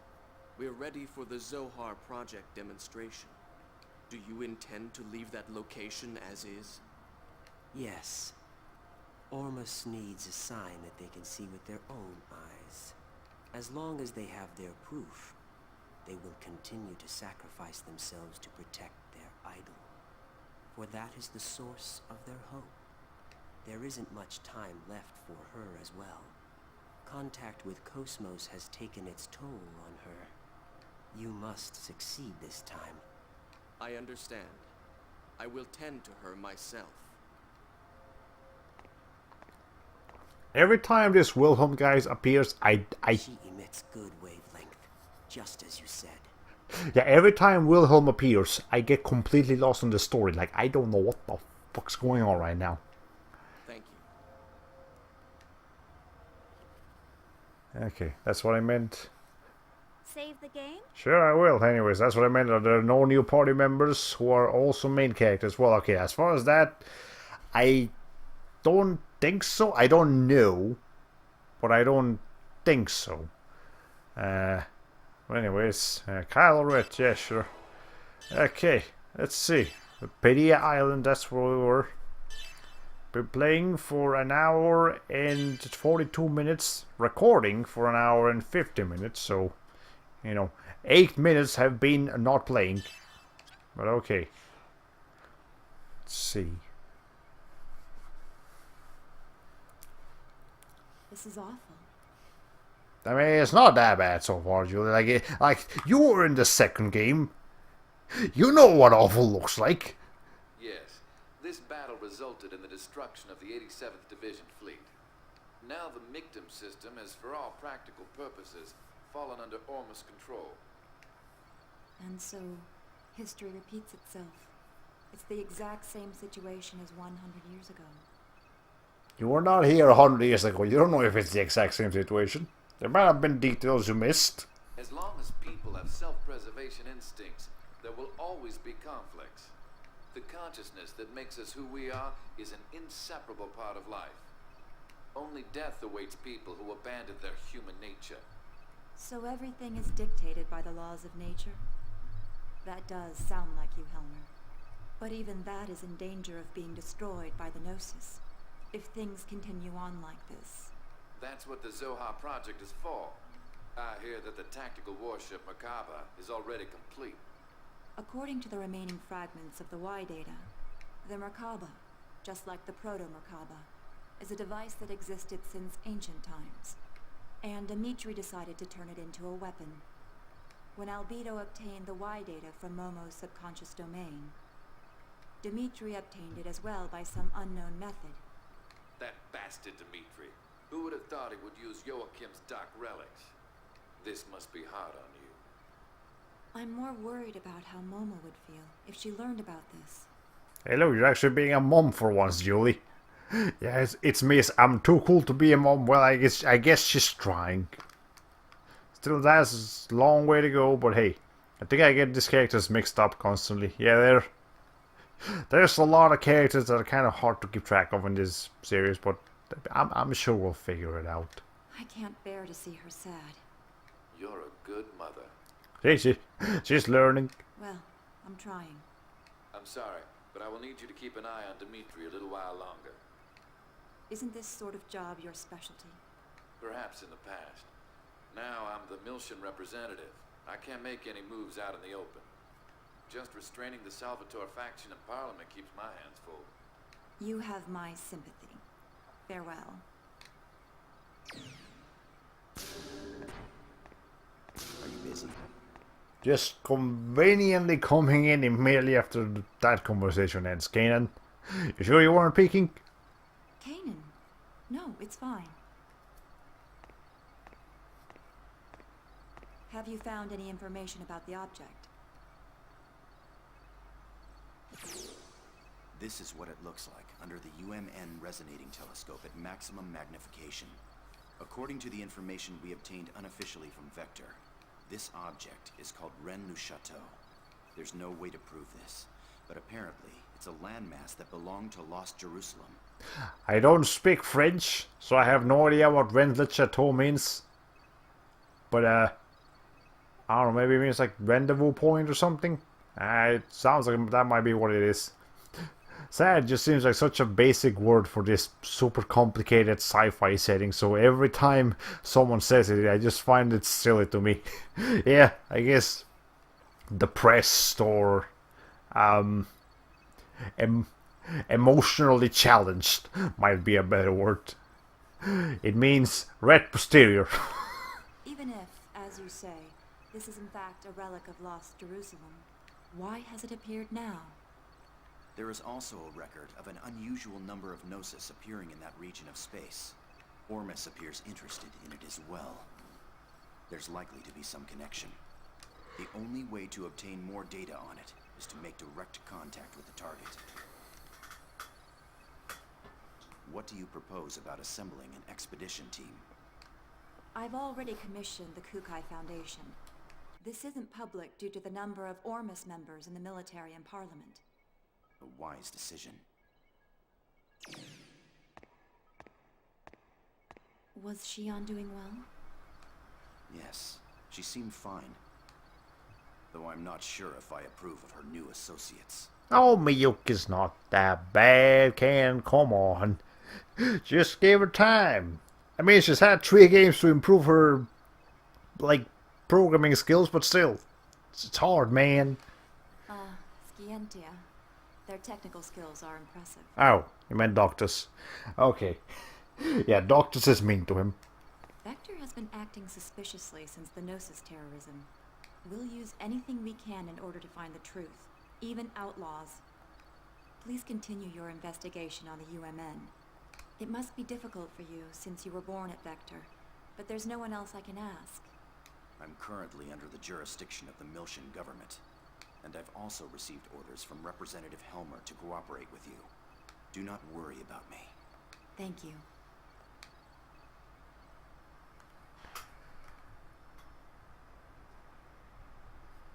Hey, look, it's the Dorndale. I guess we're about to see Junior Man again. And Shelly. And the whole gang. Okay.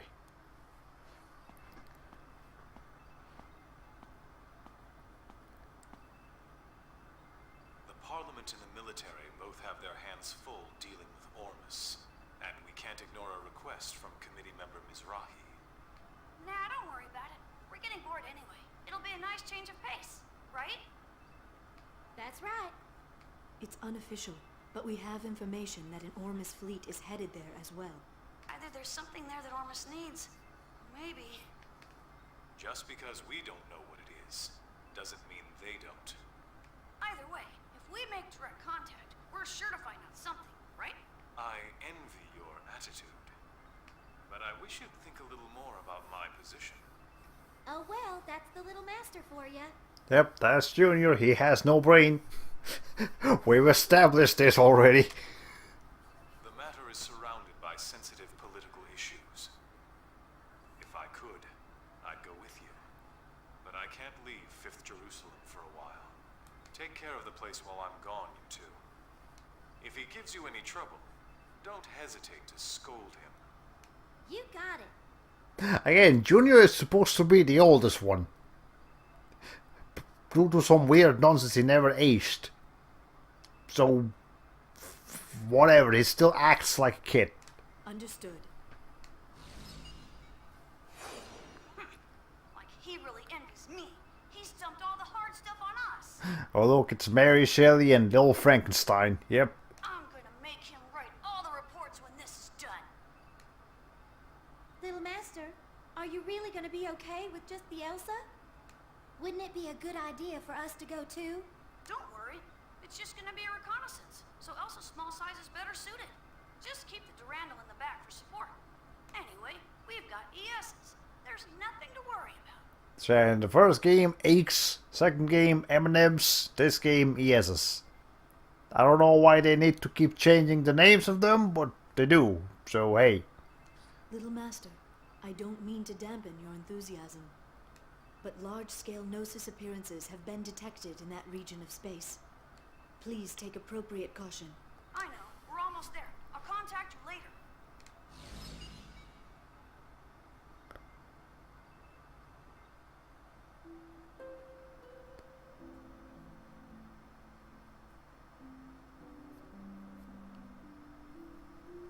Margulis, I've put Richard and Herman in charge of dealing with the Federation fleet moving towards Rennes Chateau. Well, there's this guy again. Pellegrini, you've gotten very little screen time from what I remember, but maybe you'll get some more in this game. They seem to be highly compatible with the vessels of Anima. Yes. The Federation will be unable to offer any real resistance against ES craft. This should keep them quiet for a while. What's wrong? You're not yourself. Are you feeling sentimental after returning to our homeland? Pellegrini, what do you see before you? Mictum, the mummified world that spreads before our eyes. This is what is left of the birthplace of Ormus. A world destroyed 18 years ago. By Federation barbarians who foolishly unleashed the Zohar. Yes, it is our homeland, wiped from the records, in order to cover up the Federation's mistakes. But why are we here now? What lies on this world ruled by death and gnosis? Isn't our goal to return to Lost Jerusalem? Everything is the will of Lord Heinlein. It is not for us to know. He has stated that this world will rise again. Then it must mean that it will. Already Rennes-le-Château has returned. The holy land of Rennes-le-Château? Our cradle, which once existed on Lost Jerusalem. Where our blessed saint sleeps. If the reappearance of the tomb heralds the revival of our homeland, then we must protect our holy land at all costs. Reporting, sir. A Kukai Foundation vessel is approaching the region in question. It appears to be a Lohengrin-class freighter. Helmer's dogs. Perhaps I'll meet him again. Prepare the Prodigium for launch. We're going to Rennes-le-Château. So I actually activated the Stay Hydrated bot. And it's working. It told me you've been streaming for 2 hours, you should have drunk like 8 ounces of water so far to make sure you stay in optimum hydration. Hey, you never told me to drink 8 ounces of water. Sucks in jealousy. Yep. I guess the bot doesn't like everyone for some reason. Here's the There's a dynamic trio of robots and things. This thing is pretty big. Yes, chaos. More like an asteroid than a rock formation. It's 70 kilometers in diameter. Unable to determine mass due to abnormal gravitational fields. Still, these values seem to be rather unusual. I didn't think anything this size could cause such a gravitational disturbance. Gravity roughly 1 g around the object. But that seems rather strange. Wait, what is this? Whoa! It looks like a large portion of land from somewhere. It could even be the remains of a destructed planet. No. The shape of the underside looks too uniform for that. It appears to have been artificially cut away from its original mass. Multiple unidentified craft are approaching. Tony! Damn it! Is that Ormus? It's nice of them to greet us.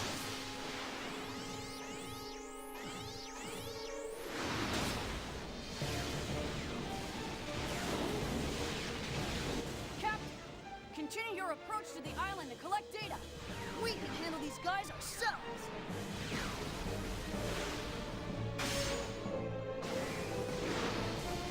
Little Master! Now wait just a second! Is he telling us to go there by ourselves? No way in hell. We don't get any hazard pay.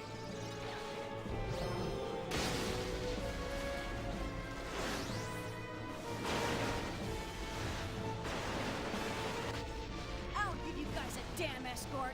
Now go do what you're paid to do.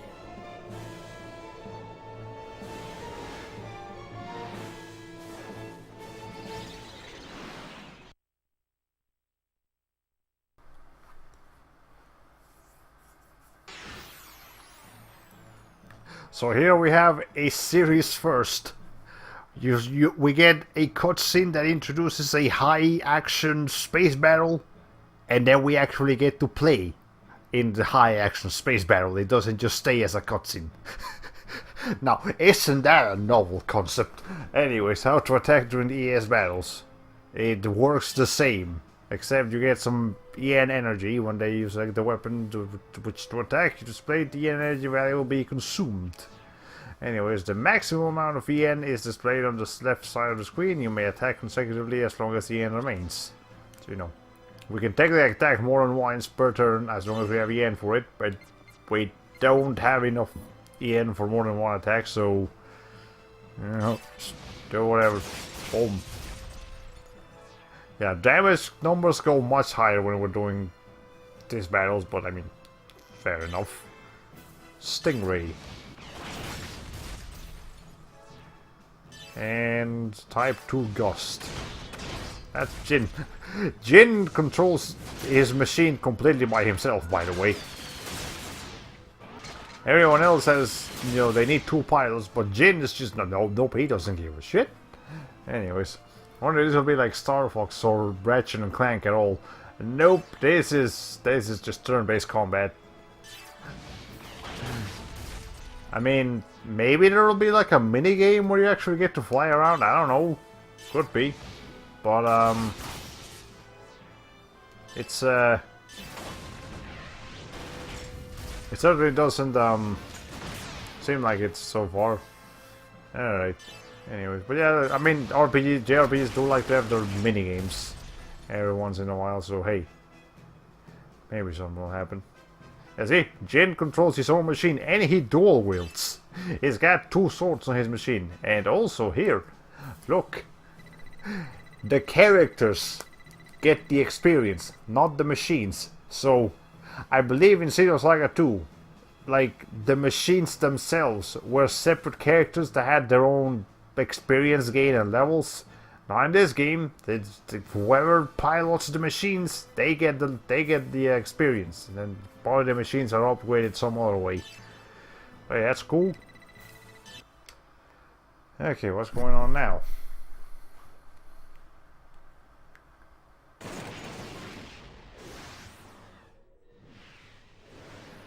How's the Elsa? It's safe. It's gathering data at coordinates KZ255, Y724. Okay. Momo and Jin, you go guard the Elsa. Right. Roger. Junior, enemy reinforcements. They don't know when to give up. How many are there this time? Just one. And it's after the Elsa. You're on the way. What? Be gone! Well, well. Your inexperience is beginning to show. Is that a new model? Momo, stay back! I'll take him down. What?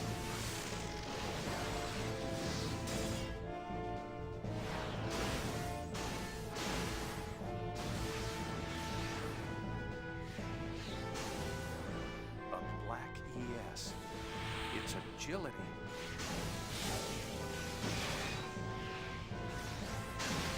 The swordsmanship. Uzuki. I thought that was you, Colonel.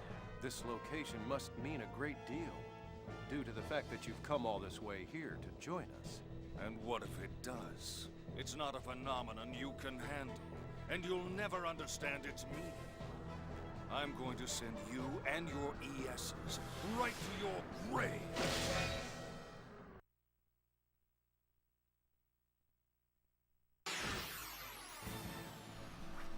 Man, twice in a row we actually get to enjoy a space battle after a space battle cutscene. This game does it all! Anyways, Anima Awakening special attacks. Yes, crafts are equipped with vessels of anima. Some lore for you. Releasing the power of the vessels is called Anima Awakening. When an attack hits, the gauge at the bottom right of the screen fills. When it reaches 100%, the anima level increases by 1. Select an anima in the command menu once the level has been attained. Okay, it was just... Yeah, and consumed when attacking is reduced. Ability to use one special attack. Okay, so that's what anima does. It lets you do anima attacks, it also makes buffs you. Special attack during Anima Awakening, the anima command will change into a special attack. During this time, selecting special attack will display special attacks for that level of the awakening. This command may also be used once per awakening. When you finish off an enemy with a special attack, a finish strike will occur just like during character battles. Okay, cool. Anyways, we gotta fill up that anima thing. So for now, you just recover a small amount of HP, go until the next... Ah, you actually heal. You are able to heal in this game. You must fight anime with anime. Yep, that's what we must do. Okay. Anyways. Small fire accuracy hit him. Huh. So they actually have lower and lower accuracy, but do more and more damage. But, I mean, we're hitting them. Let's see how far my blades will go against you. Okay. Let's see, type Ghost. Done pretty good. So can we scan that guy? Yeah, we actually can. Hold on. He's got 45,000 HP. Again, we're in machine style, so that's actually not too bad. If it was an on-foot battle, there would be a different story, but, you know, we're not. Half repair and nano repair DX. Okay, cool. It's not weak or strong against anything, so I guess I don't have to worry about elemental things. Okay. The way the porters come in and talk is just like the Star Fox. Well, I guess maybe there are some Star Fox comparisons, even if it's not directly like, hey, here's some Star Fox battles for you. Okay. I see no reason to use any other one besides the strongest one. But I guess we can try them out. 808 damage. Okay. Yeah, they definitely don't do as much damage. Taylor's Moon. Okay. Oh, and they've even got the shotgun armor mech suits like in Sector Y. Yeah. That's pretty cool. Oh, co-op. There is co-op in this game, except it's not co-op you're thinking of. It's actually just, hey, your characters sometimes feel like helping you out. Okay, anyways. It seems like... what's his name? Junior and Jin have their animes ready. So, we can go watch some anime after this. Okay. I'll show you the difference between me and you. That's a lot of damage. Well, we'll be fine though. We'll be a-okay. Okay. Let's go ahead and activate the anime. Level 1. Boom. So now we got special attacks, but for now we're just gonna go ahead and attack with more stingrays. Yeah, see, they cost less. Alright. Let's see. We're gonna save Jane's anime for later though. Okay.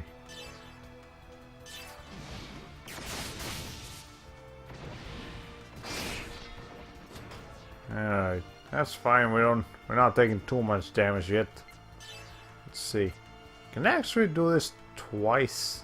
No, it's not gonna be enough. Okay, well, just keep doing the strongest thing.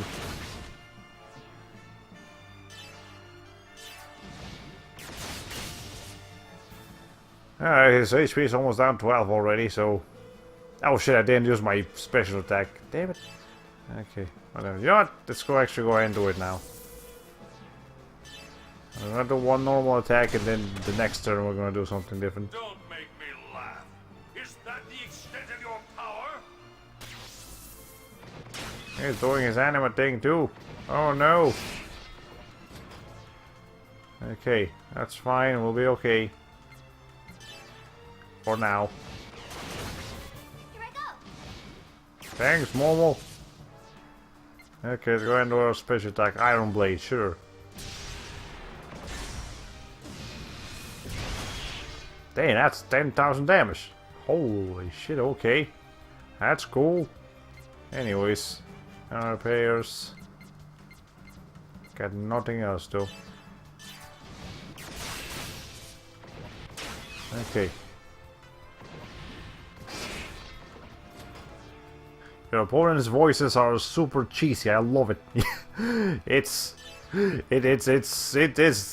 game is quite a lot cheesier than what we've seen before. All right. Let's see something here. Should I heal? Nah, we're okay. We're actually almost done with this fight. It's only got...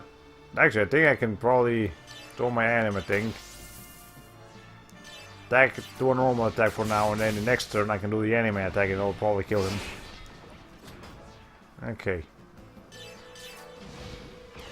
Yeah, do that. Or do that too, that works. Yeah, Momo keeps helping out. And then just do a special attack, 8 star.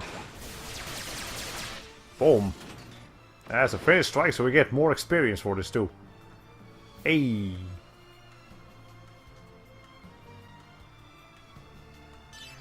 So you get that finished strike bonus. That's pretty cool. Got some heat, dead fist, spirit strike, and skeletal slash. Momo didn't get shit though. Momo's good. Momo's too good to get anything else apparently. Okay. Colonel, what is Ormus so concerned about? What lies asleep in this place? I have nothing else to say to you. You should be ashamed of your ignorance. Now it's time for you to die.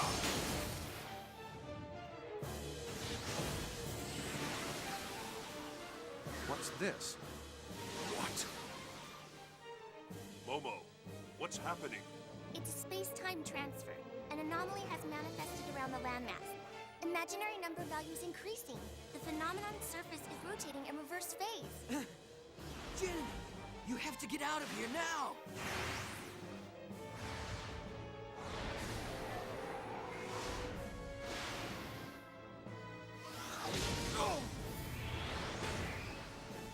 You won't get away from me that easily, Uzuki.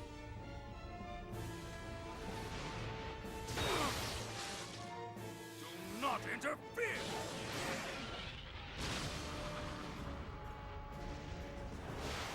Captain! Hurry! You must escape! Holy Land! How dare they! Let them go, Margulis. But Your Eminence, how can you say that? The blessed saint sleeps in that land. She is already in our possession. Even if they were able to reach the place, there would be nothing for them to find there. What was that? Don't tell me you have already acted. Yes. I have a new task for you. Return at once. Do you understand? Yes, Your Eminence. Come back here, you bastard!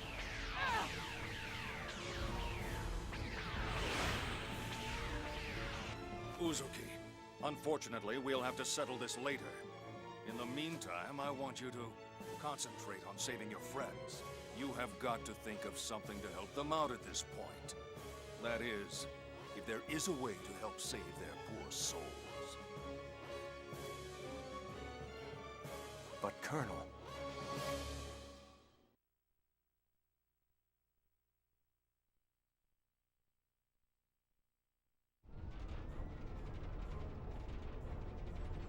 Hurry up and reverse the thrusters. Okay, so ignore everything that just happened in the cutscene. Why is this guy here?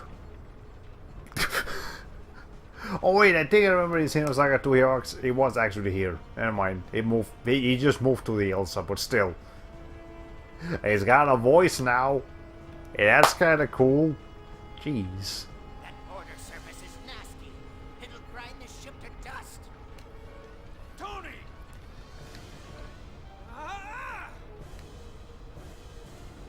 This ain't happening. This ain't happening. Well, I guess these guys are getting along quite nicely in the worst times. Damn it, the logical drive is shot. We don't have any power. It's no good. It won't hold. We're gonna crash. Brace yourselves!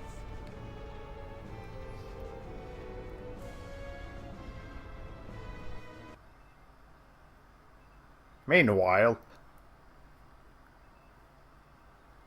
Mary, can you locate the Elsa's position? We're on it. Wait a sec. How are we?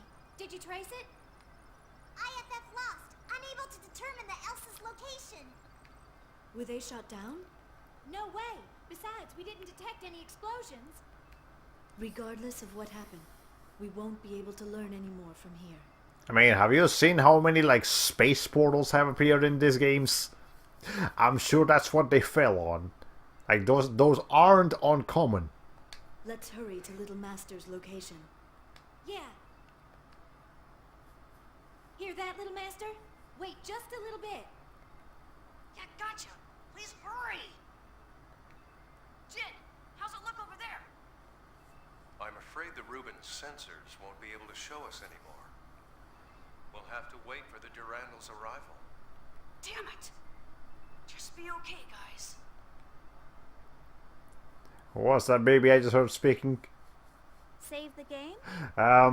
It was probably one of the 100 serious Realians, unless you're referring to Junior. Which, fair enough, that you might be. Anyways, we're getting this a lot more often now. But I mean, sure. Cool, I'll take it. It's just free. There actually were no save points between the end of the prologue and the end of chapter 1. That was we've already finished one chapter in the first stream. I mean, we're still gonna keep going for a little bit here, but I mean, this is going by much more smoothly so far. Okay. Alright, I think this is officially where I stop my playtesting, so everything from this point onwards is completely new to me. So I'm gonna shut up now.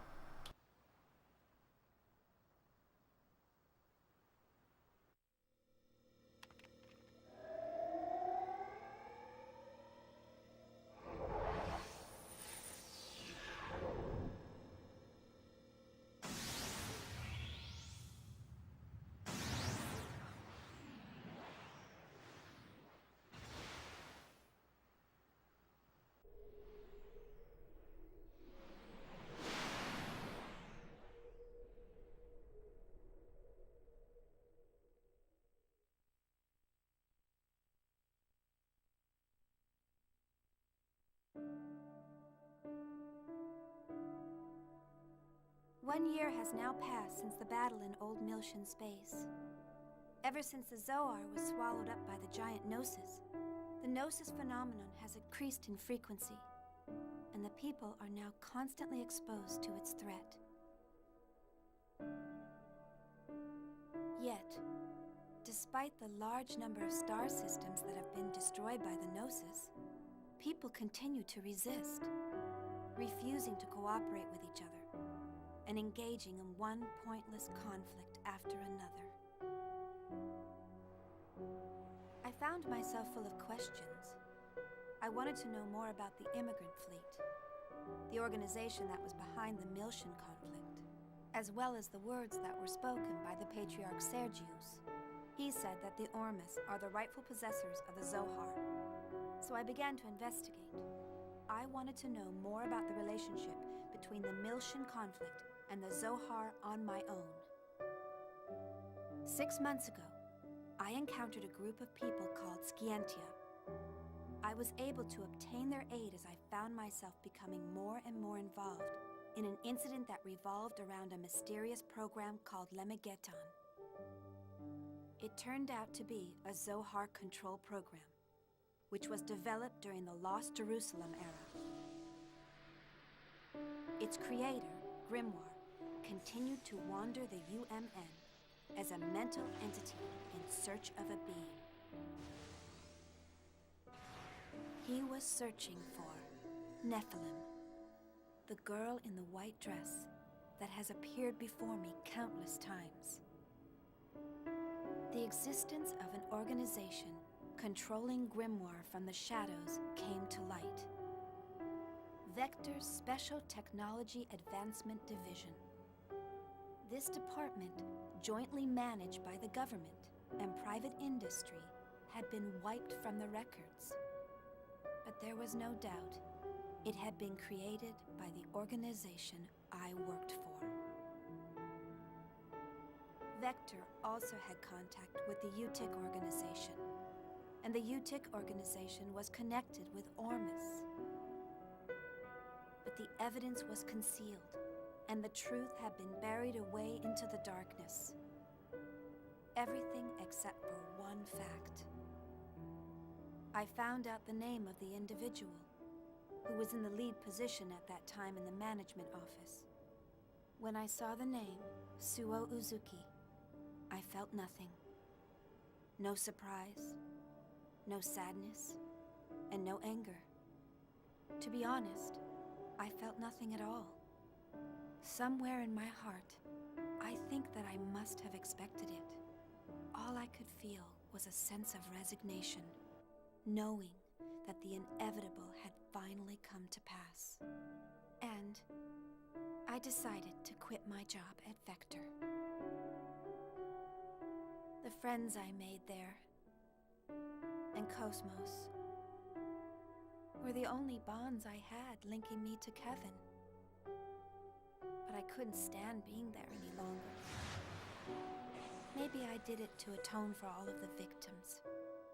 Maybe it was to strike back at my late father, who had abandoned my mother. No, it wasn't for either of those reasons. It was probably that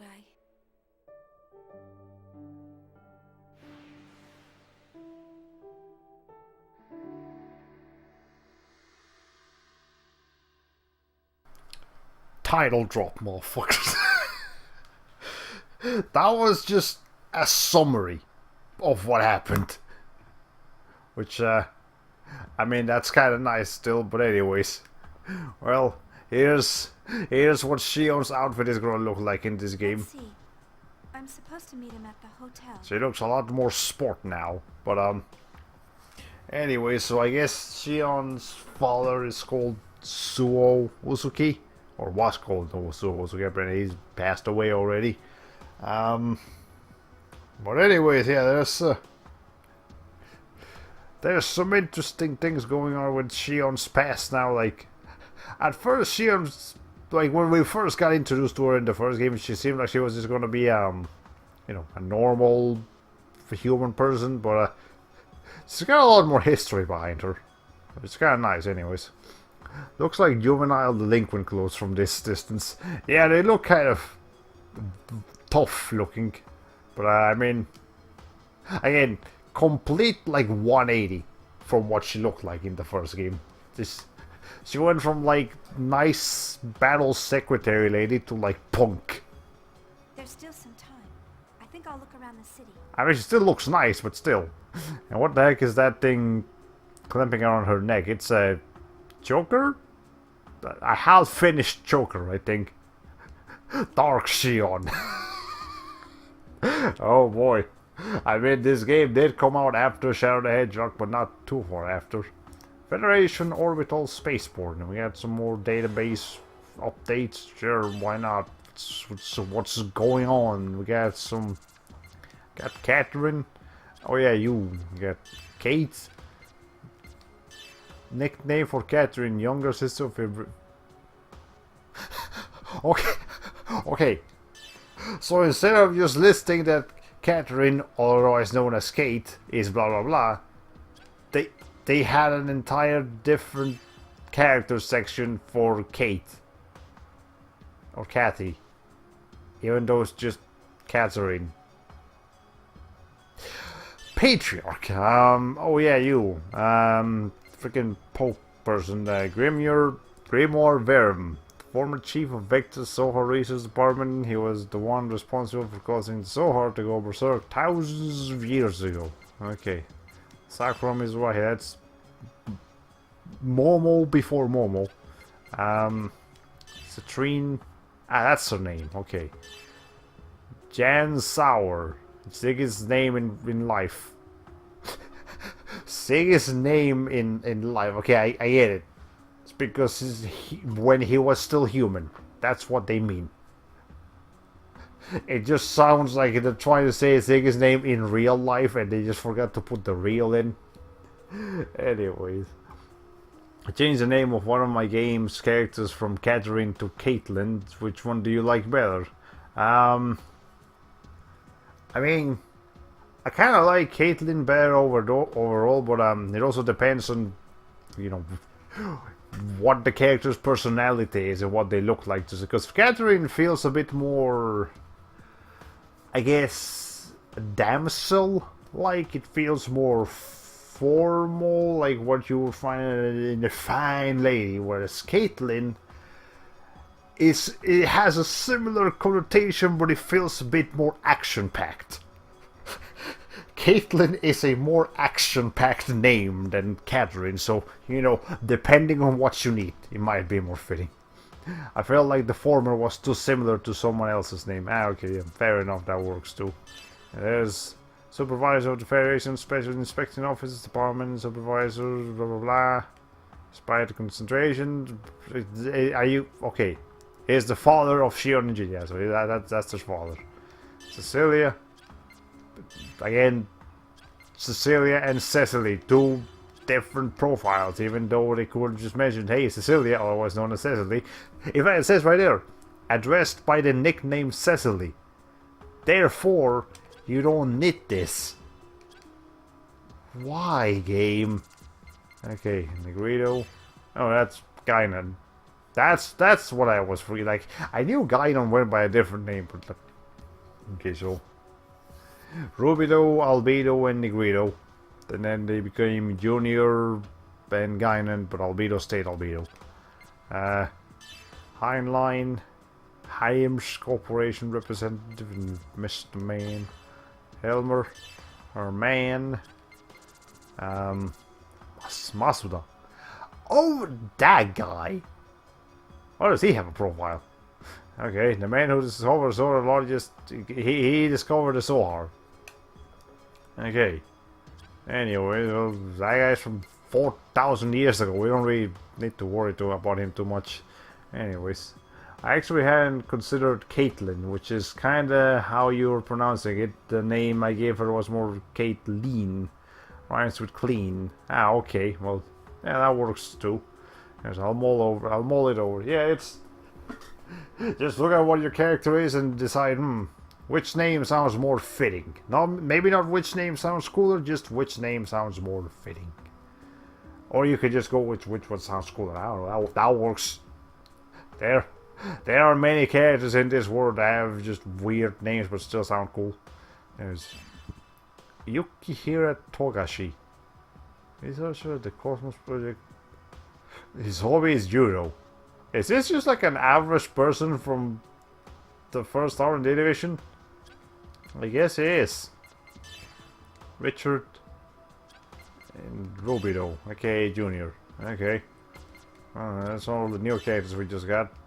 Interconnection, interlink, environmental bug, great column, Salvatore, I mean. The diving device, the drive pot, drive unit, abstract cognitive function, central nervous system disorder, ultra wide range silver. Isn't this just that just sounds like a disease? Like an actual real life mental condition. Central nervous system disorder. That's just a different way of saying mental disorder. Like just general mental disorder. I mean, sure, still. Maintenance box. Heat death. Describes the death of the universe as drawn from the second law of thermodynamics, and its assertion that as entropy increases, the quantity of heat reaches zero, and all matter becomes nothing. Okay, so here's what this universe is going to be destroyed by eventually. Okay, hyperspace, artificial personality layer. Oh, that's why Momo has emotions. Okay, so she did have a hat in the second game. It's just not the same hat she has now. Okay, that's what it is. Events, link experiment, locations, the abyss, I think, isolation area, Lake Turkana, 5th Jerusalem, Pleroma, a planetoid built by Phoeutic people. Okay, CSRC, the Cerebral Sciences Research Center by Joachim Israel. Okay, Yuriev Institute, Labyrinthos. A tower that serves the Utic organization's central headquarters. Okay. Endless shit too. Like, does it actually tell me what it means in English? I guess we just have to go with red posterior then. Lost Jerusalem. Alright. Artificial Personality Layer, or APL, Apple for short. Apple created Momo. Oh no! Oh no, it's just gonna be the real life Momo is gonna be really expensive and not really do too much, and also look just aesthetically weird. Like, too simplistic maybe. Okay, software emulators, amplifiers, moose. What the hell is that? Oh, that's multiple weapon system. Okay, that's Shion's thing.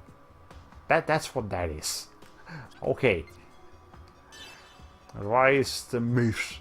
That's Shion's new thing. Okay. Tactical ship Merkava, phase transfers cannon.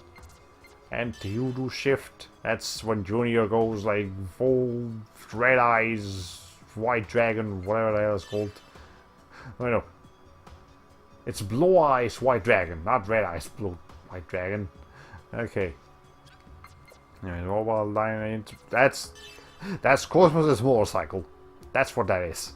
Remember, she does in fact have a motorcycle. That she just... It was never mentioned, it just appeared. And there she goes.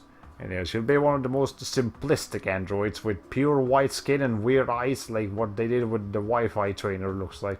I mean, the Wi-Fi trainer? The Wii Fit trainer.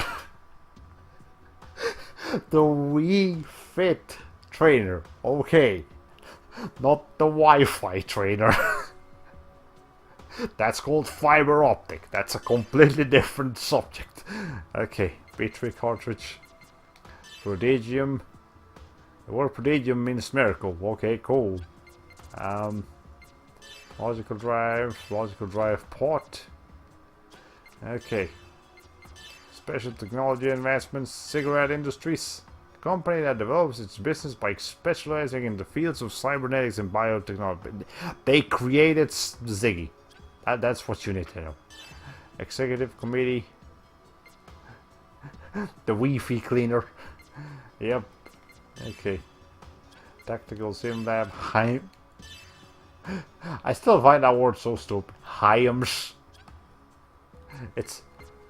It sounds like something, like some misspelling of something you would use in a shit post or something. Jesus. Or maybe it's just like a really wrong way of spelling hymen. I don't know. It says Highline in there. Maybe we're getting close. Federation Parliament. Okay, unknown. Yes, Iskal. There's more of these things. Yes, Simeon. Dan.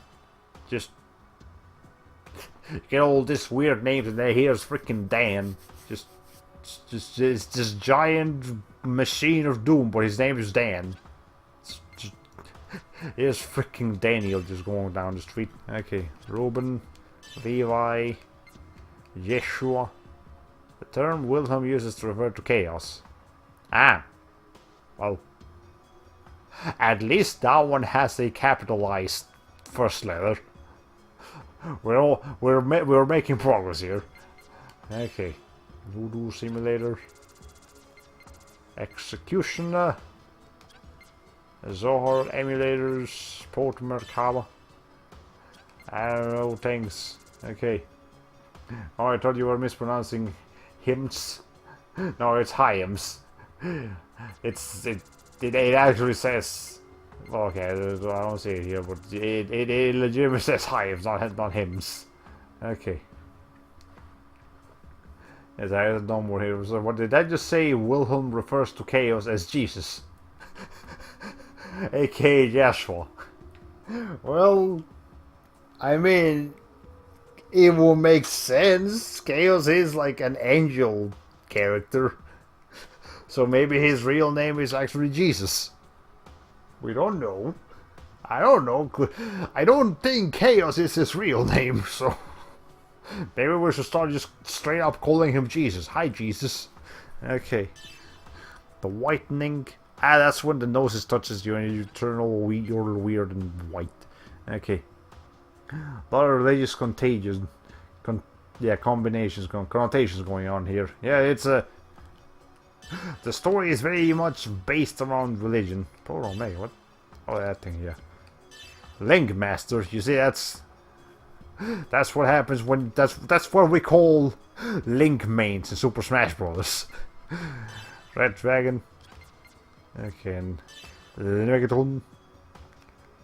Yes, we got more tutorials. Yes, battle commands, parameters, attack methods, and enemy counts.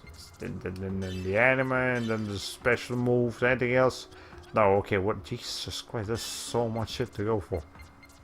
We still haven't met. We only met half the characters. So I got plenty more to go. Okay, I'm sure it'll be. Fine. Alright, 2 hours and 41 minutes of streaming time so far. So we'll mess around here for a little bit, and then we'll end the stream. Try pressing the square button. Okay. That starts a conversation between us. There may be people throughout the city that have important things to say like me. If you want to get involved in important conversations, press the button. Why not just circle like it's always been? What? I mean, I do appreciate that you don't have to directly go talk to them. They just have to generate a speech bubble when you get close enough to them, but still. Kind of weird to change the button. Anyways, man, that's some great machine you've got. Where the heck did you get a square machine like that? It doesn't look like a military aims M&M's or you. I don't know, just going around at the speed of sound. And we got places to go now. Okay, so let's see. You. Xenosaga no unlawful modifications on your craft or illegal possessions. You have been approved for entry to 5th Jerusalem. Please use the orbital elevator to descend the surface. It will take approximately 4 hours to descend to the surface from our orbital height of 20 kilometers. For your safety, please do not go out of the designated area while we are in transit. Please enjoy your stay. We have to... A 4-hour long elevator. What if you have to go to the bathroom? What if you get like really thirsty? Okay, maybe you just have to deal with that. But what if you have to go to the bathroom? Somewhere in between those 4 hours. That's a problem. That's badly built. Unless this is a giant elevator that actually has a bathroom inside of it, but still. Sounds impractical. Do you see that big ship over there? She does, but she doesn't want to mention it. Okay. Now she does. Hold on. Yeah, it's real big. Okay. Does this actually make you go faster? It kind of does, but not really. Okay. Man, that's some view. And here's the view. Almost a fourth of the view is being obstructed by your speech bubble. I would appreciate it if you didn't. Anyways, that's the Merkaba. It's the core of the monumental project that involves the whole star cluster. And it's here on this planet. If you get a chance to go into town, there's a showroom that explains what the Merkaba is. You should go check it out. It's cool, I guess. Must be Miss Shionosuke. We've been expecting you. Mr. Alan Ridgely is waiting for you at the Mobius Hotel. The Mobius Hotel is located in the northern part of the first business district. Cool. Let's see. Ah, man, he sure was funny. What the hell are you talking about? I guess someone didn't like the comedy show that was going on. Descent to 5th Jerusalem? Yeah, sure. I'll be here literally 4 hours, so hope we didn't forget anything up here. Jeez. Okay, gonna be a cutscene now.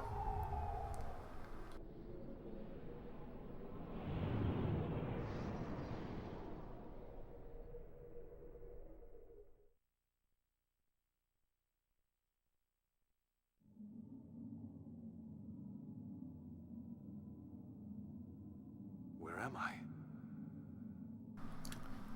I thought we had just entered, like, a Mother 3 stage.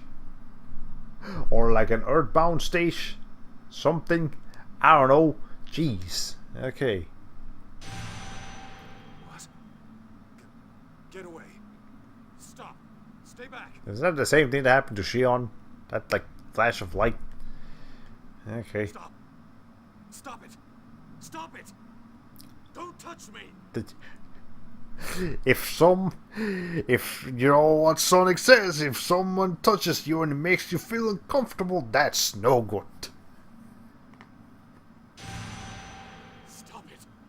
Don't talk to me. I refuse to acknowledge you. Stop talking to me. Is this fucking Albedo? I thought we got rid of Albedo in the previous game.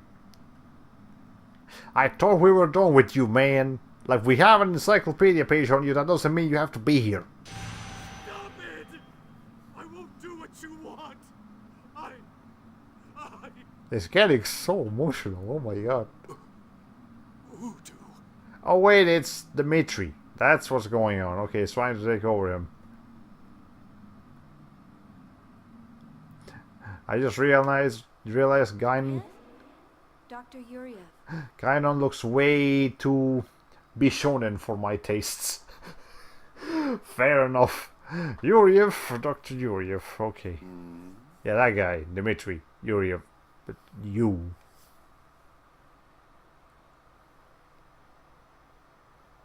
Is something wrong? Are you not feeling well? Are you not supposed to be like that one girl? Yeah, you are. Why are you helping him? Isn't he like bad? I'm just having some trouble getting along with my son. I'm fine. Please continue. Yes, sir. Currently the operational experiments are underway in the research ward, and the doctor wishes to give you a report.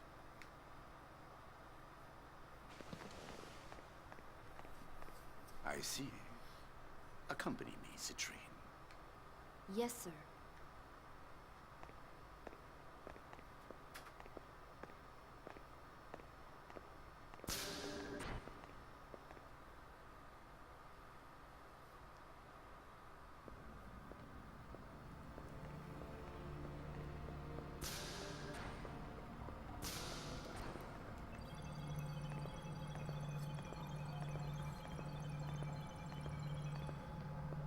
So, you finally decided to come listen to me, Dmitri Yuriev. I don't know who you are. I don't remember you from any of the previous games.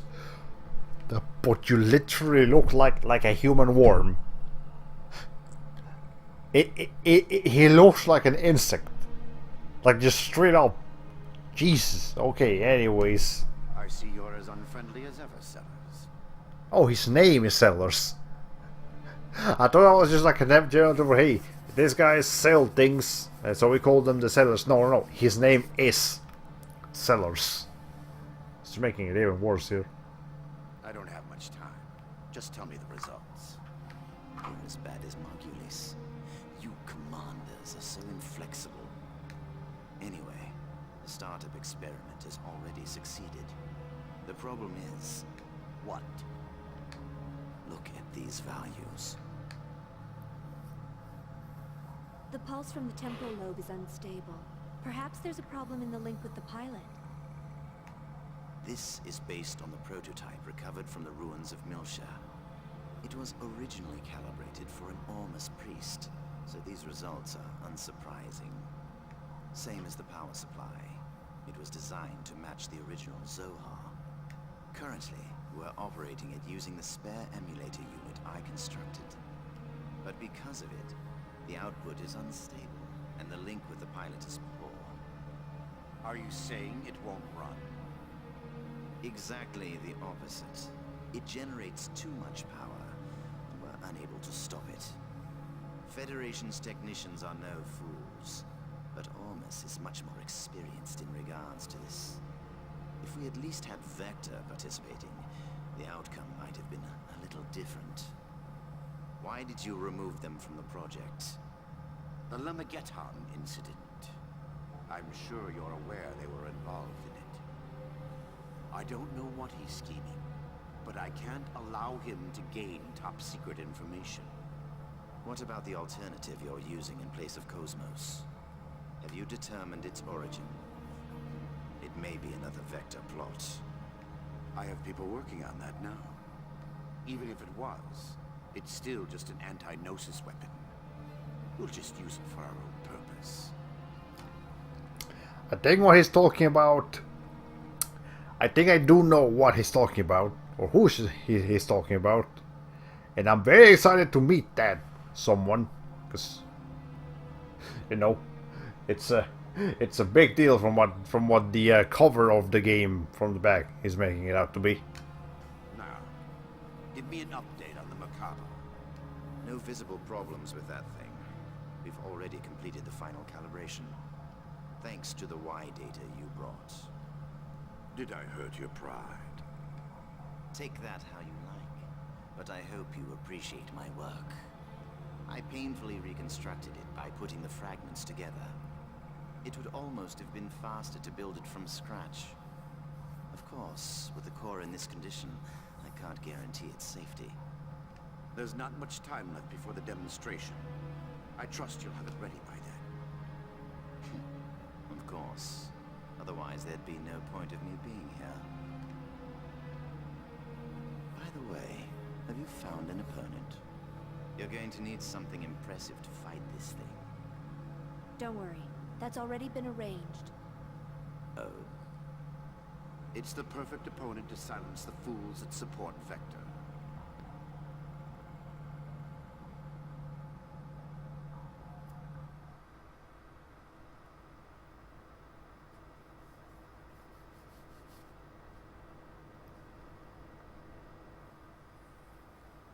Big news! Big news!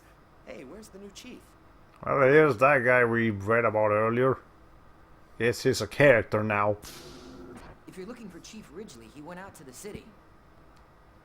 He said he was meeting someone. A meeting? Oh, he must have gone to see Chief Uzuki. What does he think he's doing at a time like this?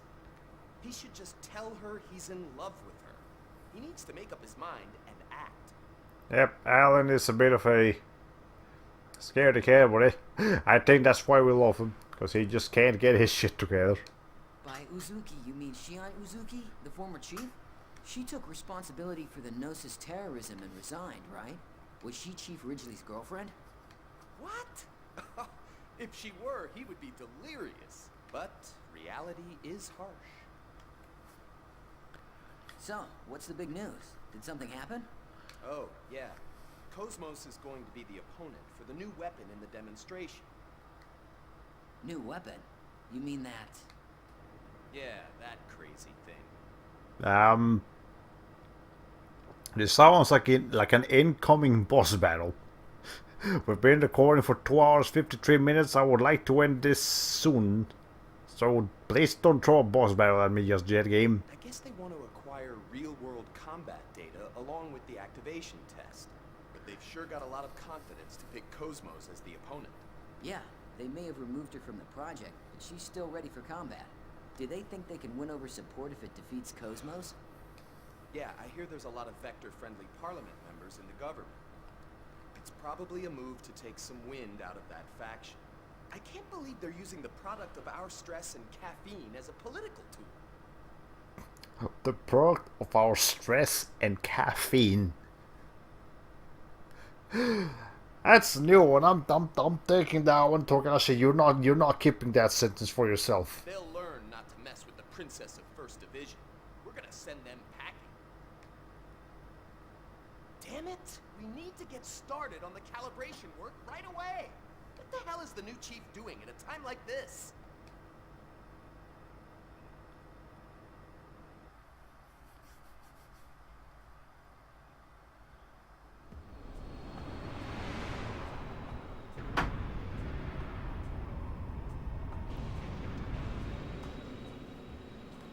Well, here we are.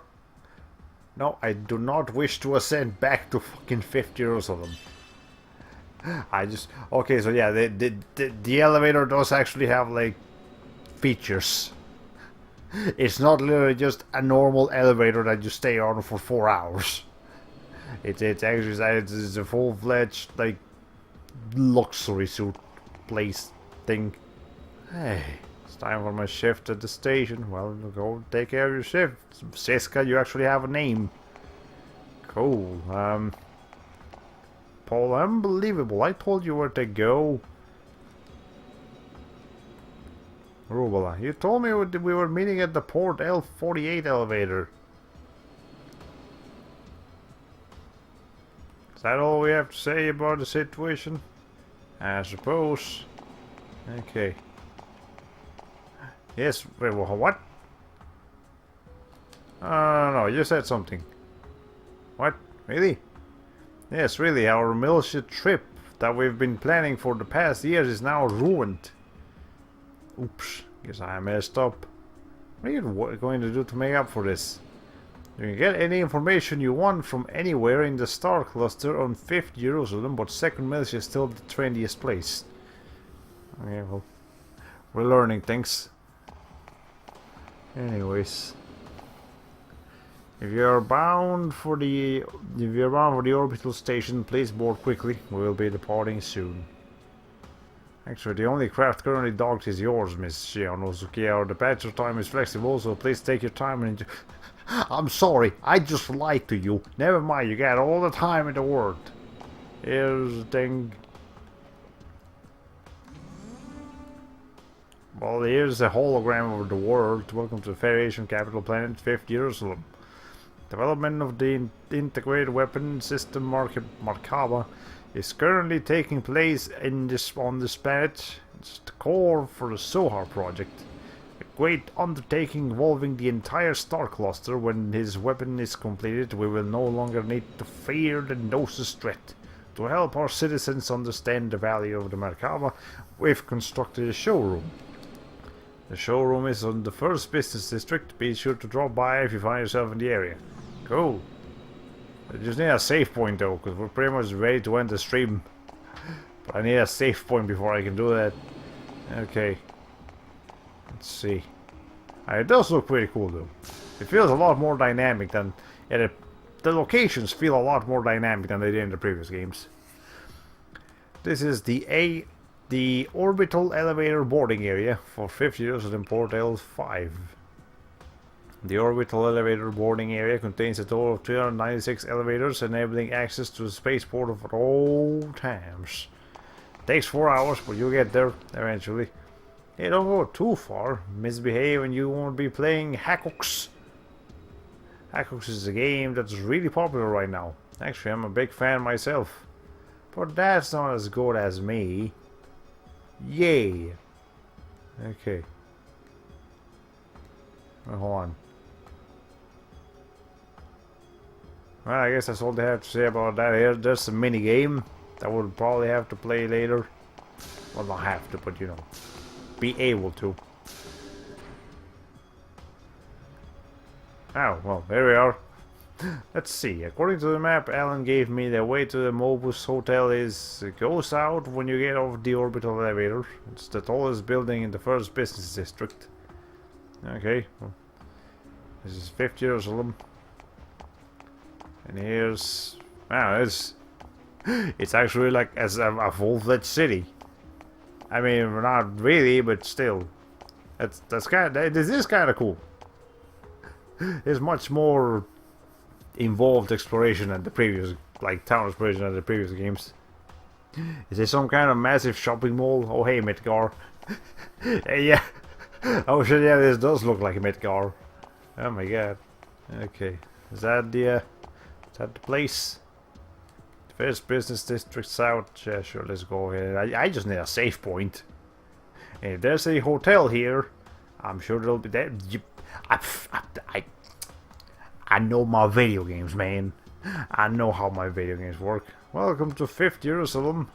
This is the capital planet of the Galaxy Federation. A variety of projects are currently being developed here. Cool. Well, we'll look at all those projects tomorrow. Or if I can't do it tomorrow, next week. But yeah, we're pretty much exactly at 3 hours of streaming now, so I think that's a pretty good place to stop. But hey, yeah, that's pretty cool so far. Hope you guys are enjoying Xenosaga Episode 3, also Sprach Zarathustra. I think that's how you say it. That's how Google Translate says it. Anyways, I certainly am enjoying myself. Hey, here's... well, hold on, before we go, here's Stay Hydrated Bot reminding me again. Here's Shion doing some, like, exercise, so hey, it's fitting. But anyways, yeah, so hope you guys enjoyed the stream. I'm definitely enjoying the game so far. It's already much more enjoyable than Xenosaga 2. I'm sorry for bashing on that game so much, but it really was just, to me, it was just a massive disappointment. So I really needed a good Xenosaga experience. I think I completely missed all the JRPG battles. So yeah, I liked it. Yeah, you missed like the first hour of the stream, which is when all the JRPG-ish stuff really happened, not so much the story part. You can go back and watch that whenever you want. Otherwise, yeah, we're done for today. Join us again tomorrow for more Xenosaga 3. And join us Sunday as we begin another new game, because we finished Crash Twins Hand last week. Yeah, so, well, ladies and gentlemen, this has been all for today. And so here says goodbye, Hollow Play 45.